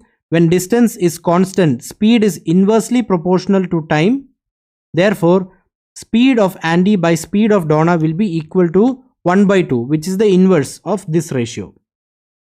Alright, now let's only consider the stretch OB and let M be the point where Andy and Donna meet. Now if we take only this part for Andy's journey, and we know Donna starts from B and moves towards O, then by the time they meet, both will have traveled the same number of hours, right? Therefore, the time is constant, and when the time is constant, we know that speed is directly proportional to distance. Therefore, distance traveled by Andy, which is this part over here, divided by distance traveled by Donna, which is this part over here, will be equal to the speed ratio, which is 1 by 2. Alright, so let's find out DA. We know that OB is 40 km and we have to divide 40 in the ratio 1 by 2. For that, we divide 40 into 3 equal parts. Why 3? Because 1 plus 2 is equal to 3, and that's because over here we have 1 and this is 2, and we take one part because we want just dA, right? So dA will be equal to 1 by 3 into 40, that's equal to 40 by 3 kilometer, and we need to find out how many kilometers from A they meet. So AO is 20 kilometer and OM is 40 by 3 kilometer. Therefore, they meet at 20 plus 40 by 3, that is 33 1 by 3 kilometers from A. Let's do this question. Abhi and Solvin stand at point X and Y respectively. Abhi starts walking to Y and Solvin starts walking to X. Once they reach their destination, they turn back and walk to the starting point. They keep doing this. They meet each other for the first time at 40 meter from X. The distance between X and Y is 100 meter. Find the distance from Y where they meet each other the 10th time. Their respective speeds are constant throughout. Alright, pause the video, give it a try, and then let's do it together. Alright, we are back. I hope you have given it a try. Let's do it together. Now, Abhi is walking from X to Y initially, and Solvin is walking from Y to X. So what's happening is, after Abhi reaches Y, he turns back and walks towards X, and he keeps doing this. Similarly, Solvin also keeps doing the same. Now, it's also given that the distance between X and Y is 100 meters, and it is mentioned that they meet the first time at 40 meters from X. Alright, now when they meet the first time together, they will have traveled 100 meters, right? Abhi would have traveled this 40 meters and Solvin would have traveled this 60 meters, that's together 100 meters. Now, when they meet the second time, Abhi would have covered the whole distance once, that's 100 meters. Solvin would have covered the whole distance once, that's another 100 meters. And then they would have turned and again they would be walking towards each other, and together they would be covering 100 meters. That's a third 100 meter, right? So for the second meeting, together they would have covered 300 meters. That's an additional 200 meters. Similarly, when they meet the third time, they would have covered 500 meters, which is an additional 200 meters, right? Now, another way of thinking of this is, imagine that Abhi's speed is 0, that is he's stationary over here, right? Now, for the first meeting, what would be the distance that they covered together? Solvin would have to walk all this distance, which is 100 meter. For the second meeting, Solvin has to come back and again come here, right? So that's an additional 200 meter. For the third meeting, again he would have to come back and come back to X. So that's an additional 200 meter. So in this manner, for the 10th meeting, they would have covered 1900 meters together, right? That's 100 meter for the first meeting, and then for every next meeting, they would have to cover together 200 meter. So for the 10th meeting, this is the first meeting, and then the other 9 meetings, they would have to cover together 200 meter. So 100 plus 200 into 9, that's 1900 meters. Alright, so let's proceed. Now, it's given that their speeds are constant throughout their journey, right? And for the first meeting, the time traveled by Abhi and Solvin is the same. So when time is constant, then speed is directly proportional to distance. So speed of Abhi by speed of Solvin is equal to distance covered by Abhi by distance covered by Solvin, which is equal to 40 by 60. This is 100 minus 40, which is 60. So 40 by 60 is equal to 2 by 3. Now, this speed ratio is constant throughout because it is given that they maintain their speeds as constant. So all we need to do is we need to divide this 1900 meter in this ratio, because that would be the distance ratio also when they together would have covered 1900 meters, right? So how do we do that? We divide 1900 into 5 equal parts, which is 2 plus 3, and then for finding the distance covered by Abhi, we take 2 parts out of that. So that's 2 by 5 into 1900, which is the distance traveled by Abhi, and 3 by 5 into 1900, which is the distance traveled by Solvin. So now to find the answer to the question, we just need to find either one of them. Let's find this part over here. 2 by 5 into 1900 is equal to 760. So Abhi would have traveled a total of 760 meters. So that's 100, 200, right? 300, 400, 500, 600, 700. By the time he has covered 700 meters, he's over here. And then he has to travel 60 more meters. So over here, this is the point where they meet together again at the 10th time. Therefore, the answer to this question is 60 meters from Y, right? That's what's being asked. So they are meeting over here for the 10th time, and this is 60 meters from Y. Hi students, in this video, let's try to understand what we mean with relative speed and where do we use it. Alright, now this is used in situations where we have two or more moving bodies. Now we can have two cases. In case 1, the two bodies could be moving towards each other, and in case 2, the two bodies could be moving in the same direction. Alright, now what do we mean with relative speed? This is the case where we take the speed of one body relative to the other body or with respect to the other body. And how do we do that? We consider making one body stationary and we take the speed of the other body with respect to the stationary body. Now what do we mean with this? Let's try to understand that by giving the body 1 a speed of s1 and the body 2 a speed of s2. Now in this case where the bodies are moving towards each other, the relative speed will be s1 plus s2.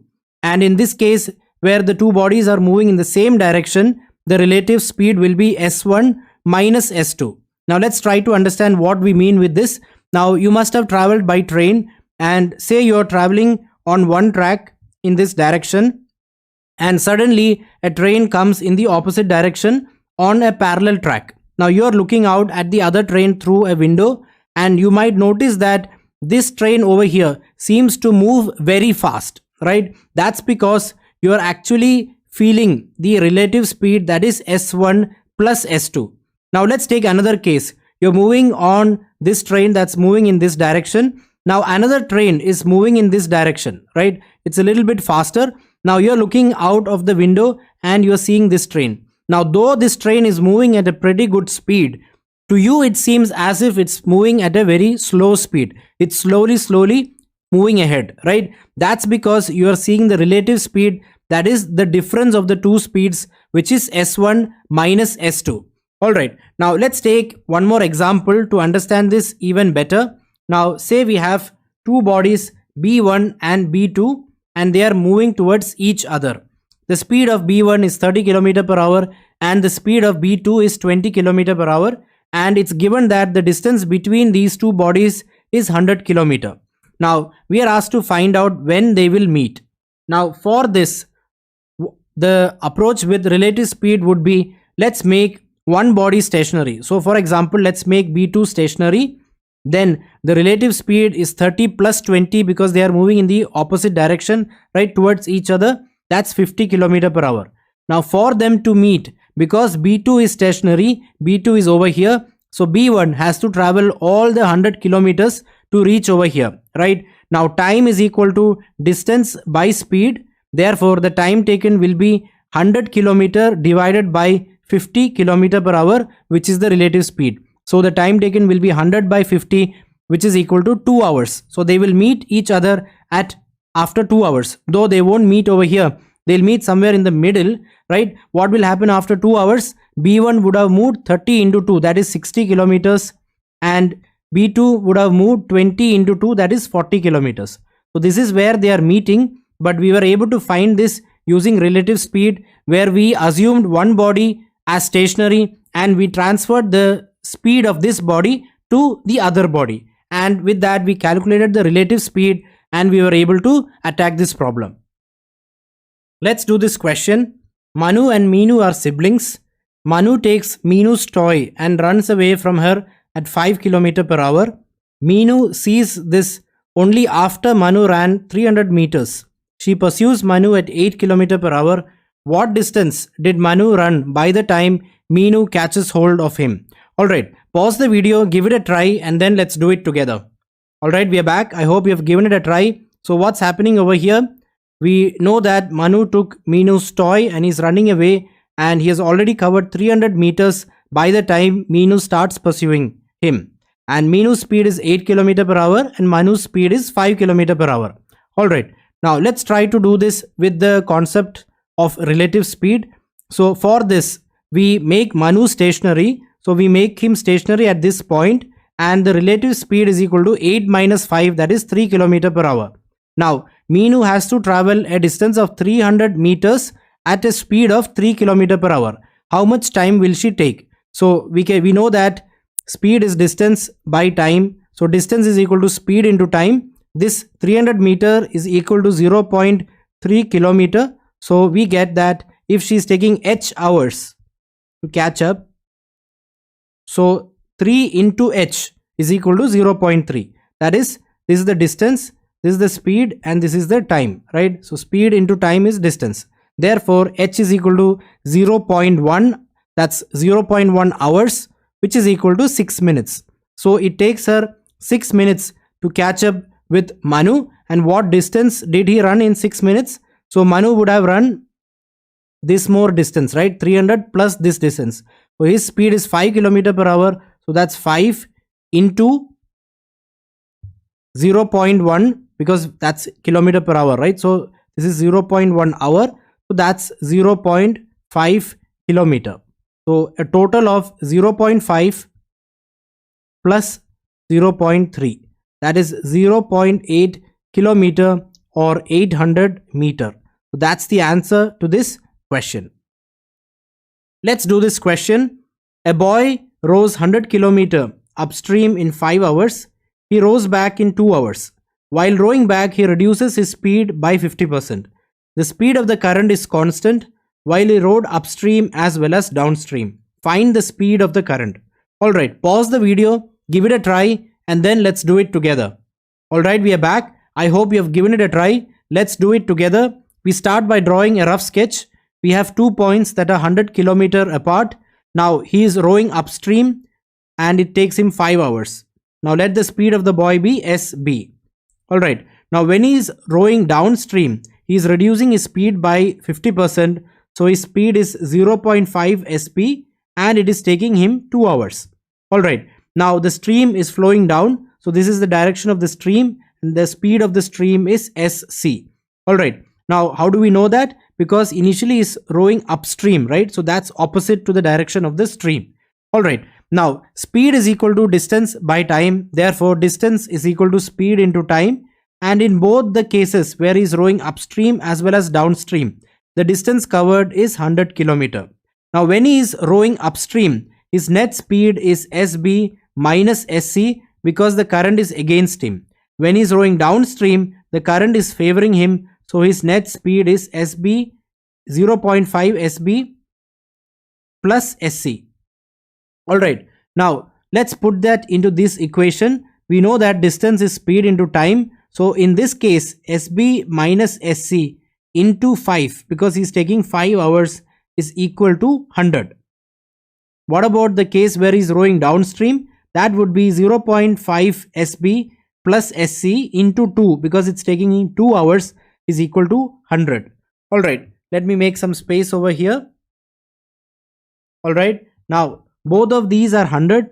So let me equate the left hand sides of these two equations. So I get 5 SP minus 5 SC is equal to SB plus 2 SC. On simplifying, I get 4 SP is equal to 7 SC. Now over here, let me put that over here. I know that 5 is equal to 100 by SP minus SC, right? Now I know SB is 7 by 4 SC, right? From here I know that SB is equal to 7 by 4 SC. So let me substitute that over here. I get this is equal to 100 by 3 by 4 SC, right? Now on simplifying, let me try to find SC because that's what is asked to find. 3 by 4 SC will be equal to 100 by 5, which is 20. Therefore SC is equal to 80 by 3 km per hour, which is answer option C.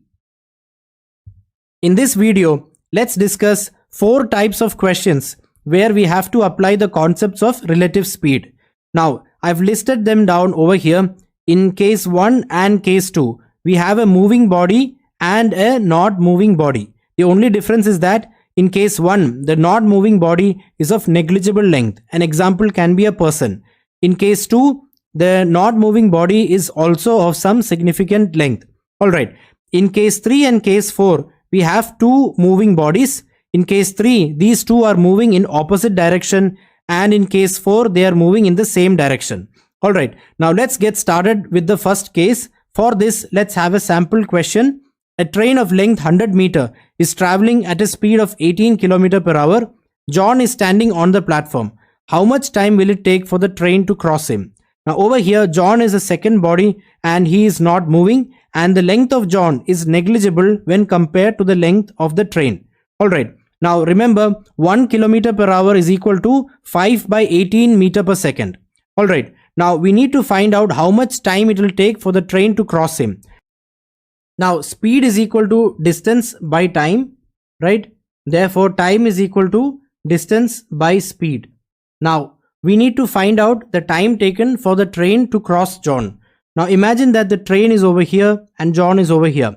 After some time, John is still over here and the train has reached over here. That is, the starting point of the train has just reached where John is. After some time, the train is somewhere over here and John is still over here. And once the train has fully passed John, it will look like this, right? So we need to find out the time between this instance and this instance. That is what we are trying to find out. So you can see that, for example, you take this point. This point has moved a distance from here till here, right? Which is equal to the distance or length of the train, right? This is equal to the length of the train. Therefore, the distance to be traveled for the train to completely cross John is equal to the length of the train, which is 100 meter. And the speed is equal to 18 into 5 by 18 to make it into meter per second, right? Therefore, the time taken for the train to cross John is equal to 100 divided by 18 into 5 by 18, which is equal to 100 by 5, which is equal to 20 seconds. So it takes 20 seconds for the train to completely cross John. Alright, now let me make some space over here and let's proceed on to case 2, 3 and 4. Alright, now let's take, for example, two trains to cover case 2, 3 and 4. So I have train 1 over here and train 2 over here. Now in case 2, the train 2 is stationary, right? So let the speed of train 1 be S1 and the length of train 1 is L1 and the length of train 2 is L2. The speed is 0, so we don't need to consider that. How much time would it take train 1 to completely cross train 2? Let's try to visualize this. How would it look? After some time, it would look like this, right? If I just draw a straight line like this. So train 1 would be over here. It's of course on another track, right? And then after some time, train 1 would be over here. And then finally, when train 1 has completely crossed train 2, it would look like this. Alright, now let's analyze this point. This point has traveled from here till here, right? So what's the total distance that's covered? This part over here is L2, right? This much is L2 and this much is L1. So the total distance for train 1 to completely cover train 2 is equal to L1 plus L2. And what is the speed? The speed is S1 because only this train is moving, right? So let me make some space over here. We have established that the total distance to be covered is L1 plus L2 and the speed is equal to S1. Therefore, the time taken for train 1 to completely cross train 2 in this case is equal to L1 plus L2 by S1. Alright, now let's move to case 3. Let the speed of train 1 be S1 and speed of train 2 be S2 and length of train 1 be L1 and length of train 2 be L2. So we have S1 L1 and S2 L2.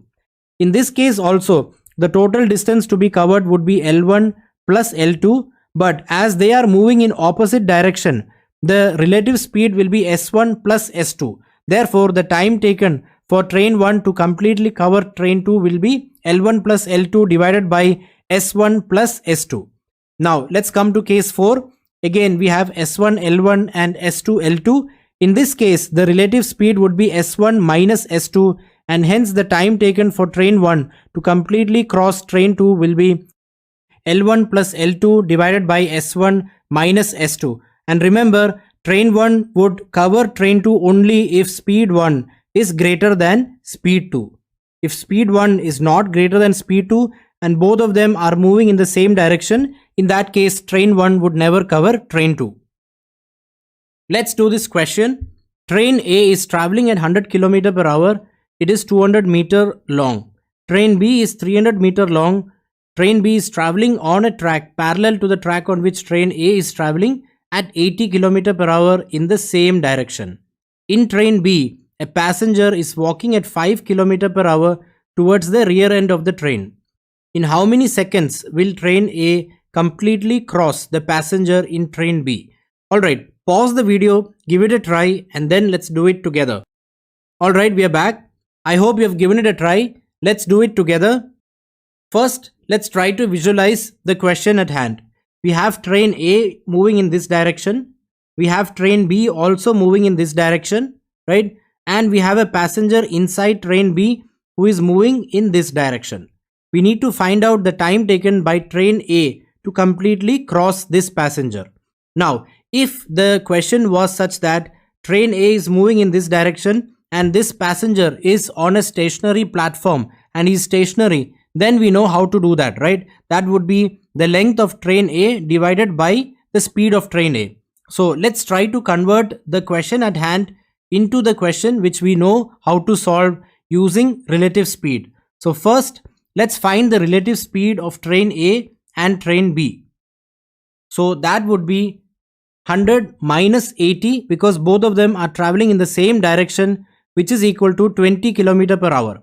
Now when we take the relative speed, what we are doing effectively is that we are making train B stationary and we are assuming that train A is traveling at 20 km per hour.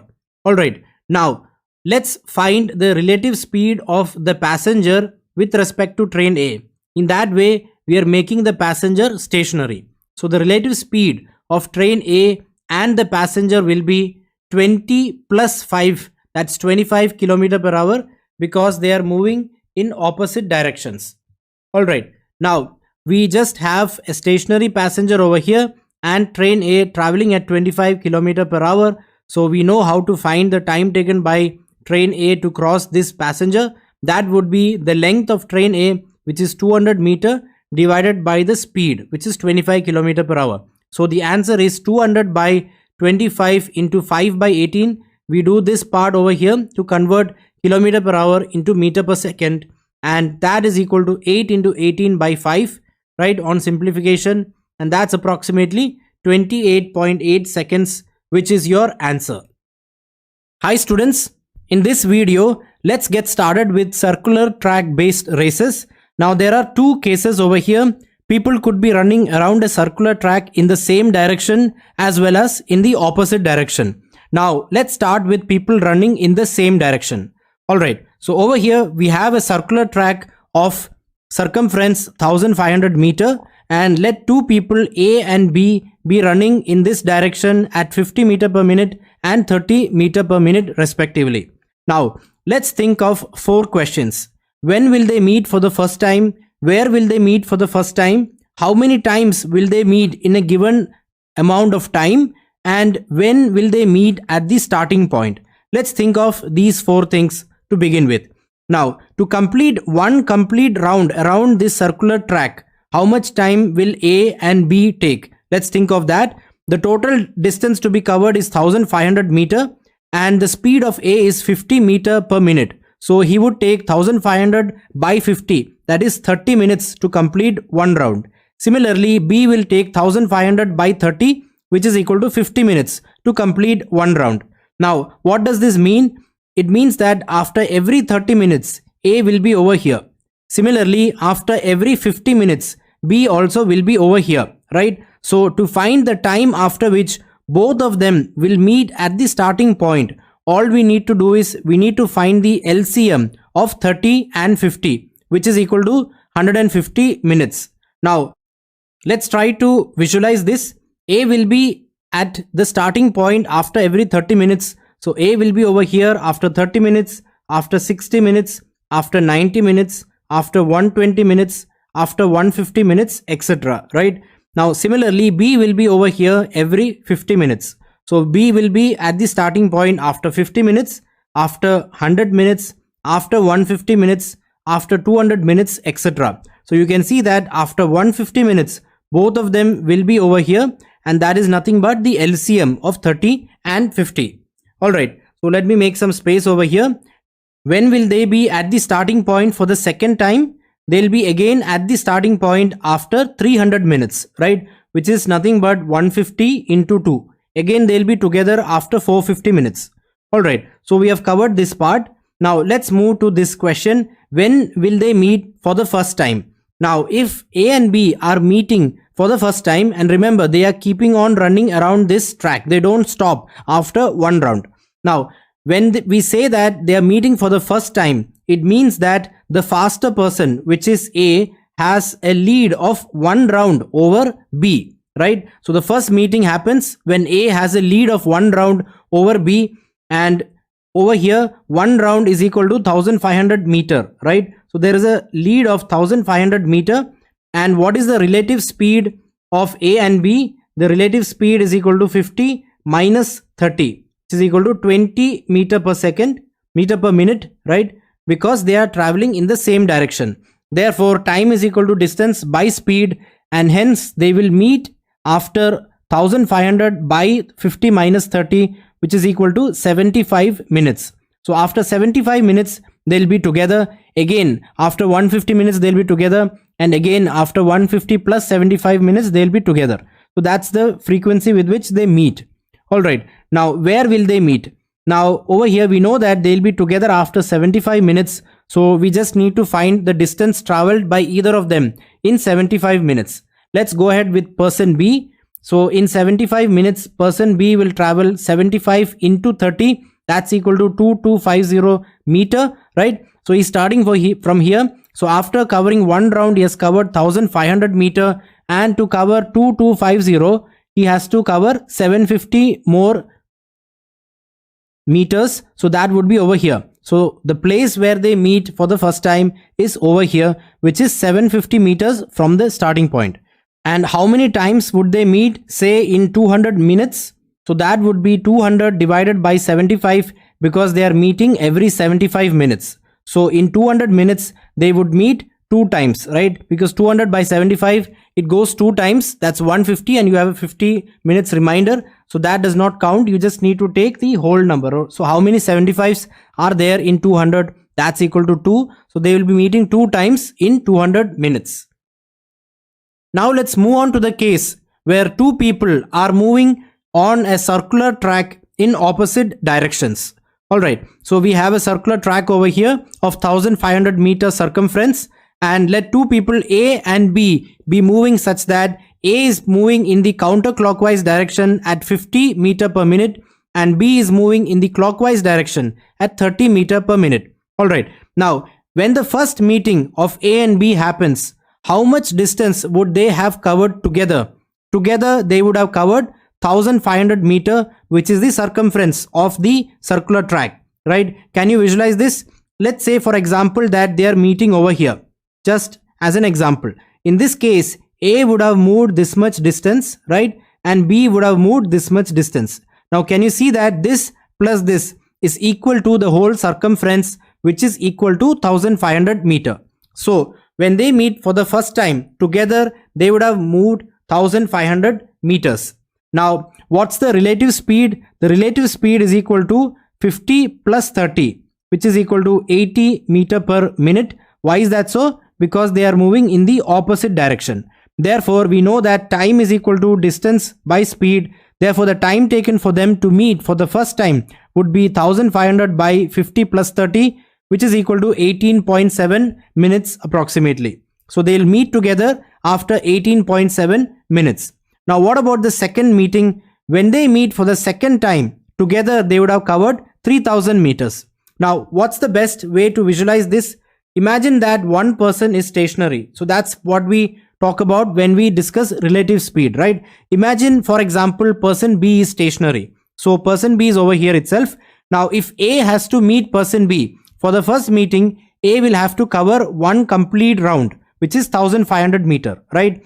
Now, for the second meeting, again, he'll have to cover one complete round because B is stationary over here, right? So for the second meeting together, they would have covered 3000 meters. Similarly, for the third meeting, they'll be covering 1500 into 3 meters. Now we know the relative speed, so we can easily find the time taken because time is equal to distance by speed. and speed over here, when we use relative speed, we use relative speed. So that's the same thing that we did over here.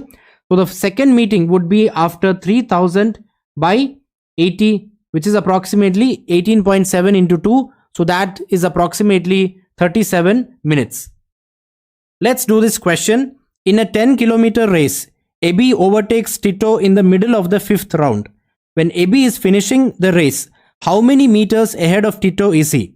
Alright, pause the video, give it a try, and then let's do it together. Alright, we are back. I hope you have given it a try. Let's do it together. Now, in this case, when AB is overtaking Tito, he has already completed 4.5 rounds because he is in the middle of the 5th round. Now, when we say that AB overtakes Tito, it means that he has a lead of 1 round, right? Therefore, Tito by this time has completed 4.5 minus 1, that is 3.5 rounds.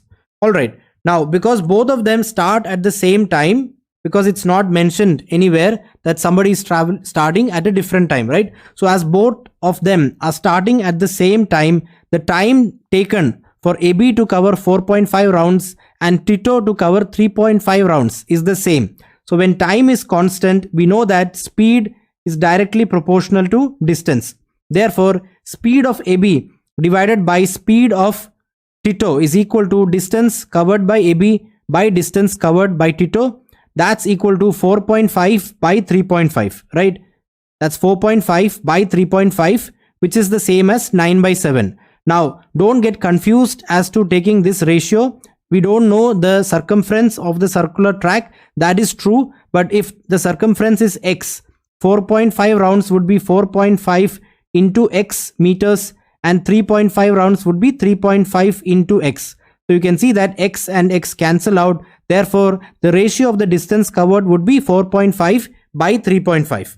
Alright, let's proceed. So we have found the speed ratio of AB and Tito, which is equal to the distance ratio. Now, 9 by 7 will also be the ratio at the time of the completion of the race, of the distances covered, right? So 9 by 7 is equal to 10 by x, where 10 is 10 kilometers because the race is a 10-kilometer race. So when AB covers 10 kilometers, say Tito covers x kilometers. So 9 by 7 will be equal to 10 by x, and on solving for x, we get that x is equal to 10 into 7 by 9, which is equal to approximately 7.8 kilometer, right? Therefore, the lead of AB at the time of finishing the race would be 10 minus 7.8, which is equal to 2.2 kilometers. Let's do this question. A and B are running on a circular track. A can complete 1 round in 10 minutes. B can complete 1 round in 20 minutes. X is equal to the number of times they meet when they run on the track for 1 hour in the same direction. Y is equal to the number of times they meet when they run on the track for 2 hours in the opposite direction. Find X by Y. Alright, pause the video, give it a try, and then let's do it together. Alright, we are back. I hope you have given it a try. Let's do it together. So we have a circular track. Now let's get started with the case where they are moving in the same direction. Alright, now A can complete 1 round in 10 minutes. So in 60 minutes or in 1 hour, how many rounds can he complete? He can complete 6 rounds, right? Similarly, B can complete 1 round in 20 minutes. Therefore, in 60 minutes, that is 1 hour, B will complete 3 rounds. So you can see that at the end of 1 hour, A would have completed 6 rounds and B will have completed 3 rounds. So that means A has a lead of 6 minus 3, which is equal to 3 rounds. Now, they meet for the first time when A has a lead of 1 round over B, right? Similarly, when A has a lead of 2 rounds, they'll meet for the second time, and because A has a lead of 3 rounds, that means they would have met 3 times. Alright, so when they are moving in the same direction for 1 hour, they will have met 3 times. Let's keep this aside and go ahead with the case where they are moving in the opposite direction. Alright, now when they are traveling in the opposite direction, they'll meet for the first time when they together run 1 round, right? And they'll meet the second time when they together run 2 rounds, etc., right? In this case, in 1 hour, A is running 6 rounds and B is running 3 rounds. So in 1 hour, A and B together is running 6 plus 3, which is equal to 9 rounds. So in 2 hours, because it's 2 hours that they are running in the opposite direction, they will be covering 9 into 2, that is equal to 18 rounds, right? So in the first meeting happens when they together do 1 round. Second meeting happens when they together do 2 rounds. Similarly, the third meeting happens when they together do 3 rounds. And in this case, when they together run 18 rounds, right? That's the amount of rounds that they together run in 2 hours. They will have 18 meetings, right? So we need to find x by y. That's what is asked in the question. We have found over here that x is equal to 3, right? X is equal to 3 because they'll have 3 meetings, because there is a lead of 3 rounds, and y is equal to 18 because they'll have 18 meetings when they run in the opposite direction. So x by y is equal to 3 by 18, which is equal to 1 by 6, and that is your answer. Let's do this question. A and B are running on a circular track in opposite directions. A is running anti-clockwise for a long time. A can complete 1 round in 10 minutes and B can complete 1 round in 20 minutes. The circular track is 600 meter. Where will they meet for the 10th time? Alright, pause the video, give it a try, and then let's do it together. Alright, we are back. I hope you have given it a try. Let's do it together. So we have a circular track over here, and it's given that A and B are running in opposite directions. It's also given that A is running in the anti-clockwise direction. Alright, now A can complete 1 round in 10 minutes and B can complete 1 round in 20 minutes. Now, as they are moving in the opposite direction, what can we say? We can say that when they meet for the first time, together they would have covered 1 round, right? When they meet for the second time, together they would have covered 2 rounds. Similarly, when they meet for the 10th time, together they will have covered 10 rounds.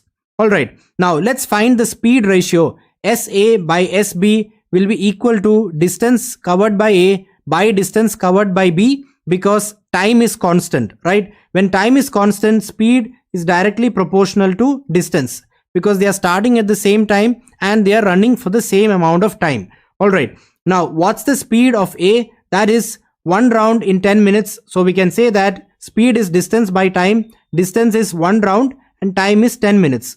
So the speed of A is 1 by 10 in units rounds per minute. So the speed of A is equal to 1 by 10 rounds per minute. Similarly, the speed of B will be 1 by 20 rounds per minute, right? Therefore, the speed ratio is equal to 1 by 10 by 1 by 20, which is equal to 2 by 1. Alright, now 2 plus 1 is equal to 3. So let's divide the circular track into 3 equal parts. Alright, so this is one part, this is the second part, and this is the third part. Alright, now to proceed, we need to find out where they will meet for the 10th time. Now for that, we just need to divide 10, which is the total number of rounds that they will run together in the ratio 2:1 for A and B. Alright, so A will be running a distance 10 by 3 into 2 rounds and B will be running a distance 10 by 3 into 1 rounds, right? How is this? We are dividing 10 into 3 equal parts, that is 2 plus 1, and then we are taking 2 parts and giving it to A, because the distance covered by A is 2 times the distance covered by B, right? So the distance covered by B is 10 by 3 into 1. Now we just need to take any one of these to find the place where they will be at this instance. Now let's take B. So 10 by 3 into 1, that is equal to 3 1 by 3 rounds, right? So B would have covered 3 rounds and 1 by 3 of a round. So when B covers 3 rounds, he'll be back again over here, right? This is the first round, this is the second round, and this is the third round. And then he's covering 1 by 3rd of a round more. So this is the point where they will be meeting for the 10th time. Let's do this question. A and B are running on a circular track in opposite directions. A is running anti-clockwise for a long time. A can complete 8 rounds in 1 hour and B can complete 5 rounds in 1 hour. The circular track is 600 meters. Where will they meet for the 5th time? Alright, pause the video, give it a try, and then let's do it together. Alright, we are back. I hope you have given it a try. Let's do it together. So we have a circular track over here and we have two people, A and B. A is running in the anti-clockwise direction and B is running in the clockwise direction. Now in 1 hour, it's given that A can complete 8 rounds and in 1 hour B can complete 5 rounds. Alright, so as they are running in the opposite direction, what can we say? We can say that when they meet for the first time, together they would have covered 1 round. Similarly, when they meet for the second round, together they would have covered 2 rounds. And when they meet for the 5th time, they would have together covered 5 rounds, right? Now, what's the speed ratio? The speed ratio SA by SB will be 8 by 5 because the speed of A is 8 rounds per hour and the speed of B is 5 rounds per hour, right? Speed is distance by time. So rounds per hour is also a type of unit for speed. Now over here, because they start at the same time and both of them are running for the same amount of time, time is constant. So when time is constant, we know that speed is proportional to distance.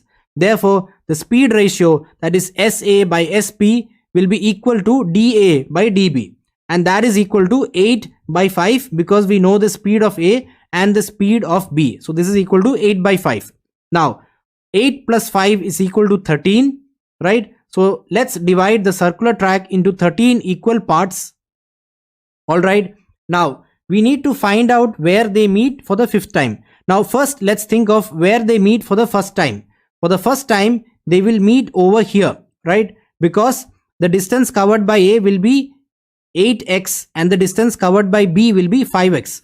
So that's 1, 2, 3, 4, 5, 6, 7, 8. So A would have covered this distance, which is 8x if each part over here is x, right? And B would have covered 5x. That's 1, 2, 3, 4 and 5. So this is the point where they meet for the first time. Now to find the point where they meet for the 5th time, we just need to divide 5 rounds in the ratio 8 by 5, right? So 8 plus 5 is 13. So we divide 5 into 13 equal parts and we give 8 parts to A. So let's do that. So that would be 8 by 13 into 5. So that's the distance covered by A when they meet for the 5th time. So 8 by 13 into 5, that's 40 by 13, which is equal to 3, 1 by 13. So A would have covered 3 complete rounds. So he'll be back over here and then either 1 part of the 13 equal parts. So this is the place where they will meet for the 5th time. Hi students, in this video, let's discuss escalator based problems. Alright, so let me give you a quick background. So there is an escalator over here. Now it can be an escalator that is used either to go down or to come up. Alright, now an important term in escalator related problems is the number of visible steps. So that is nothing but the number of steps that you can see on the escalator if you switch it off. Alright, now let's say that this escalator over here is used to go down. Alright, now if a person is moving down on this escalator, he will have to take less number of steps than the visible steps because the escalator is aiding him, right?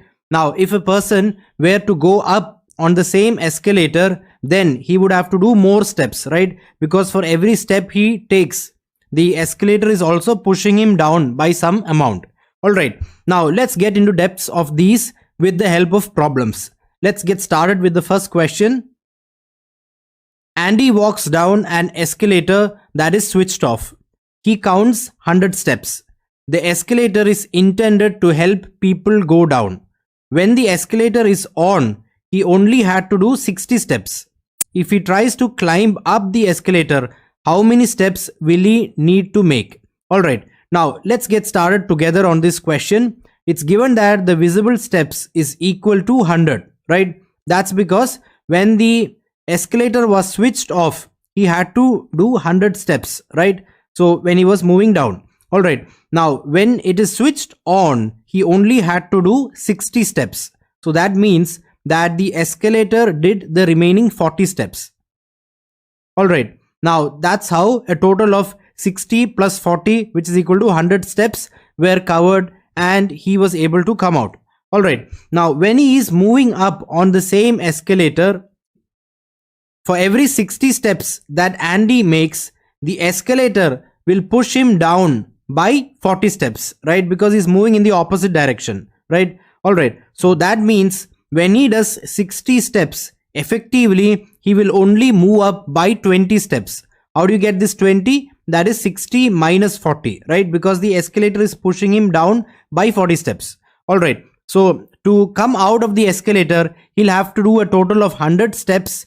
And at this rate, that's 60 by 20 into 100, which is equal to 300. So when Andy makes 300 steps, the escalator will do 200 steps, right? At this rate, 300 is 60 into 5. So when Andy does 300 steps, the escalator will do 40 into 5. That's 200 steps. And 300 minus 200 is equal to 100, which is the number of steps required to come out of the escalator. Therefore, the correct answer to this question is option B. Let's do this question. Andy walks down an escalator that is intended to help people go down. Alright, so he's walking down and the escalator is also moving down. Andy counts 50 steps. Bob walks up the escalator and counts 100 steps. Both start and finish together. Alright, find how many steps are visible on the escalator. Alright, pause the video, give it a try, and then let's do it together. Alright, we are back. I hope you have given it a try. Let's do it together. Now over here we have an escalator that is moving down, right? And it's given that Andy is moving down and Bob is moving up. Alright, so we have three players over here. That's Andy, Bob, and the escalator. Now it's given that Andy makes 50 steps, right? Bob makes 100 steps, right? And let's take that the escalator makes E steps in the same amount of time. Now an important point to note over here is that both Andy and Bob start and finish together. That means the time that they spend moving or making steps on the escalator is the same, right? So in the same time, Andy does 50 steps, Bob does 100 steps, and we take that in that amount of time, the escalator will do E number of steps. Alright, now it's given that Andy is moving down, so the escalator is aiding him, right? Similarly, it's given that Bob is moving up. Therefore, the escalator is working against him. Alright, now therefore, the number of visible steps is equal to 50 plus E because the escalator is aiding Andy, and for Bob, it would be 100 minus E, right? The number of visible steps because the escalator is working against Bob and both of them finish together. So when Andy does 50 steps, he comes out of the escalator. Similarly, when Bob does 100 steps, he comes out of the escalator. Alright, so let's equate these two. So this is also equal to the number of visible steps. This is also equal to the number of visible steps. Therefore, 50 plus E is equal to 100 minus E, which is the number of visible steps. And on solving, you get that E is equal to 25. Now we need to find the number of visible steps. So just substitute this either over here or here. Therefore, the number of visible steps is equal to 50 plus 25, which is equal to 75. Let's do this question. Andy walks down an escalator that is intended to help people go up. Alright, so the escalator is moving up and Andy is walking down. Andy counts 100 steps. Bob walks up the escalator and counts 75 steps. Andy takes twice as many steps as Bob in a given time. Find how many steps are visible on the escalator. Alright, pause the video, give it a try, and then let's do it together. Alright, we are back. I hope you have given it a try. Now let's do it together. Now it's given that the escalator is moving up, Andy is moving down, and Bob is moving up. And it's also given that the speed of Andy is twice that of Bob, right? It's given that Andy takes twice as many steps as Bob in a given time. So in a given time, if we take the ratio of the number of steps taken by Andy to the number of steps taken by Bob, that would be 2:1, right? Alright, now over here you can see that the time spent by Andy to completely come out of the escalator to the time taken by Bob to come out is not equal, right? Why is that so? Because it's mentioned that Andy does 100 steps and Bob counts 75 steps, right? if the time taken was the same, then this 2 should have been in the ratio 2:1. But you can see that that's not the case. Therefore, the time in this case is not equal. All right. Now let's analyze Andy, Bob, and the escalator. Now, if the time was constant and if Andy is doing 100 steps, how many steps would have Bob done? He would have done 50, right? Because the ratio of 100 to 50 is equal to 2:1. All right. And let's say that in this amount of time, say t minutes, the escalator is doing X number of steps. All right. Now, from 50, we need to go to 75 because it's given in the question that Bob actually had to do 75 steps to come out of the escalator. Now, that's an increase of 50%, or 75 is equal to 1.5 into 50, right? So X also will have to be multiplied by the same factor and X will become 1.5X, right? You have 1.5 into what you have over here. You do the same operation, that's X, and you get 1.5X, because in the same amount of time, the escalator will proportionately increase the number of steps it does, right? All right. So when Bob does 75 steps, the escalator will do 1.5x steps. All right. Now we know that Andy is moving against the escalator. So in this case, the number of visible steps can be taken as 100 minus x, right? And over here, Bob is moving in the direction of the escalator. Therefore, the number of visible steps over here would be 75 plus 1.5x. Now, both of these are representing the number of visible steps. Therefore, we can say that 100 minus x is equal to 75 plus 1.5x. Now, on solving, you get that 25 is equal to 2.5x, or x is equal to 10. Now, when x is equal to 10, what's the number of visible steps? You just need to substitute it either here or here. So 100 minus x would be 100 minus 10, which is equal to 90, right? Therefore, the correct answer to this question is 100 minus 10, which is 90. Now, you could also have taken 75 and then you can find over here it would have been 150 to maintain the ratio, and you can take x over here. So you can go either way. So from 150, if you're going to 100, that's 150 into 2 by 3, right? In that case, if you take this as x, this would be 2 by 3x, and you can proceed the same way. And again, you will get the answer as 90.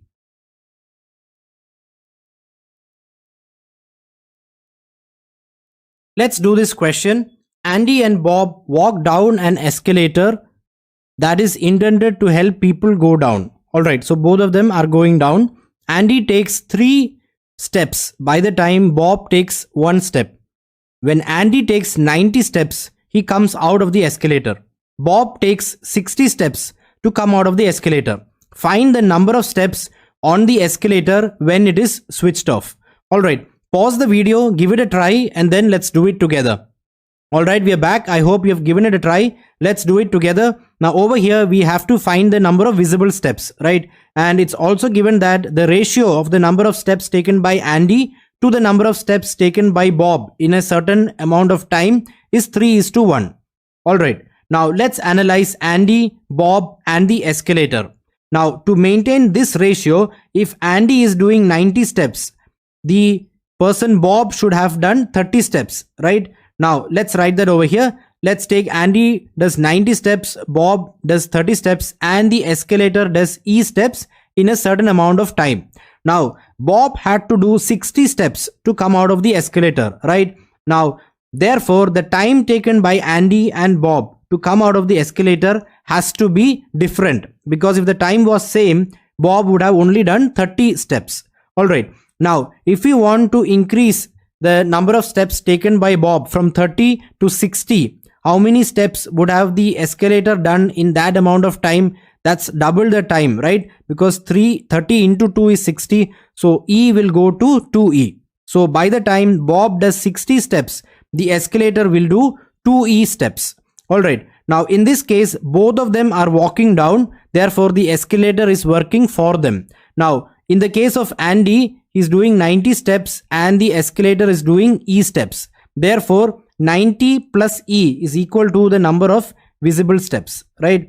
Because by the time this happens, he comes out of the escalator. Similarly, you can see that 60 plus 2e is also equal to the number of visible steps, because when Bob takes 60 steps, he comes out of the escalator. Now let's equate both of them. That is 90 plus e is equal to 60 plus 2e, and on solving you get that e is equal to 30. Now to find the number of visible steps, you just need to substitute that in either of this equation or this equation. So that would be 90 plus 30, which is equal to 120. So the number of visible steps in this escalator is equal to 120. Hi students, in this video, let's do this time zone based question. Alright, let's get started reading the question. X and Y are two cities in different time zones. X is 3000 km to the west of Y. A bullet train departs from X at 10 a.m. local time and reaches Y at 5 p.m. local time on the next day. Another bullet train departs from Y at 2 p.m. local time and reaches X at 7:03 a.m. local time the next day. Assume that the speed of the bullet train is constant. All this time, a wind was blowing due west with speed 30 km per hour. Find the time difference between city X and Y.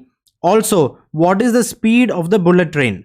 Alright, pause the video, give it a thought, and then let's do it together.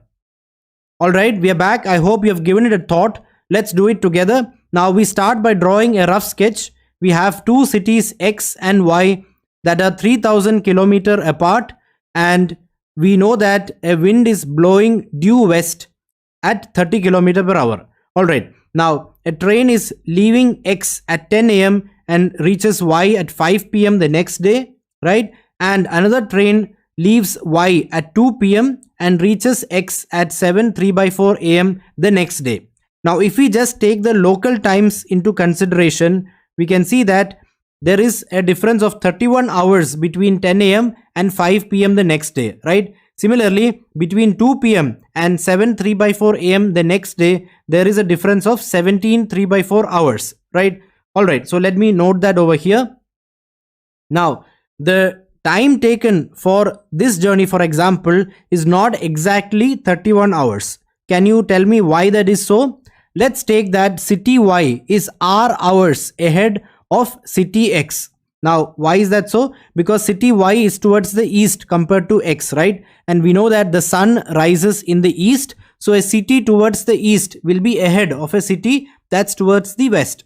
Alright, now we are taking that city Y is R hours ahead of city X. That means when it is 10 a.m. at city X, it's actually 10 plus R at city Y, right? Therefore, the time taken for the journey has to be the difference between 10 plus R and 5 p.m. So that's a total of 31 minus R hours.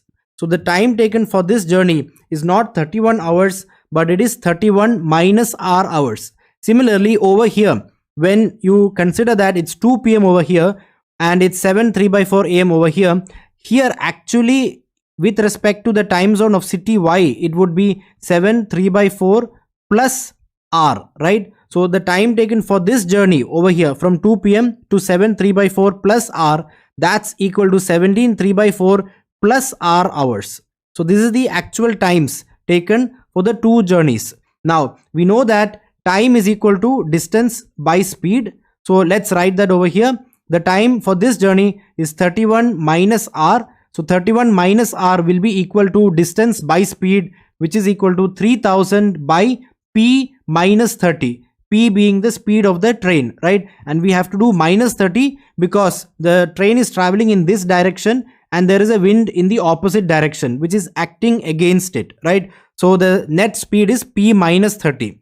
Similarly, in this case, the time is 17:03 plus R, which is equal to 3000 by P plus 30 because the wind is aiding the train, right? Alright, so we have two equations over here. So this is equation 1, this is equation 2, and we have two variables. This is one variable, this is the other variable. So we know that if you have two equations and two variables, you can solve the equations. So that is one way of solving this and finding the answer. So let me keep this aside. Now to do it in a better manner, you can see over here that you have minus R and you have plus R. So let me just add these two equations. Now we can also just go ahead and see option by option. All right, so that's also one way to find the correct answer. Now for ease and to do it faster, let me just try to remove one variable, so I can see that it's comfortable over here. I have minus r over here and plus r over here. So if I add these two equations, that's 31 plus 17 3 by 4 is equal to 3000 by p minus 30 plus 3000 by p plus 30. All right, now this part over here simplifies to 195 by 4, right? So that's 195 by 4 is equal to 3000 by p minus 30 plus 3000 by p plus 30. Now just try to check options. What would be the correct answer for p? Now in option A, p is mentioned as 100 km per hour. In option B, that's 130 km per hour. In option C, that's again 100 km per hour. In option D, you have 130 km per hour, and in option E, you have 130 km per hour. So actually you just need to check P for 130 and 100. There are just two options, right? So when you check both of these, you'll see that P is equal to 130 km per hour satisfies the equation, right? So if P is 130, this becomes 3000 by 130 minus 30, which is 100. So over here you get 30, right? And 3000 by 130 plus 30, that's 3000 by 160. Now let's simplify this. So that would be 150 by 8, or that would be 75 by 4. 75 by 4 plus 30. So 30 can be written as 120 by 4. So 120 plus 75 is 195. So when you put P is 130, this is satisfied. Therefore, we get that P has to be 130. So let's eliminate every option where it's not 130. So we are able to eliminate two options. All right. Now we need to find R also, right? So let's try to substitute P is equal to 130 in any one part of the equation where we know the time, right? So for example, let's take this one over here. So 31 minus R will be equal to 3000 by 130 minus 30, which is 100. So this part over here is equal to 30, right? So 31 minus R is equal to 30. Therefore, R is equal to 1 hour. So that means that city Y is R hours ahead of city X. And the correct answer to this question is option B, that is 1 hour and 130 km per hour speed.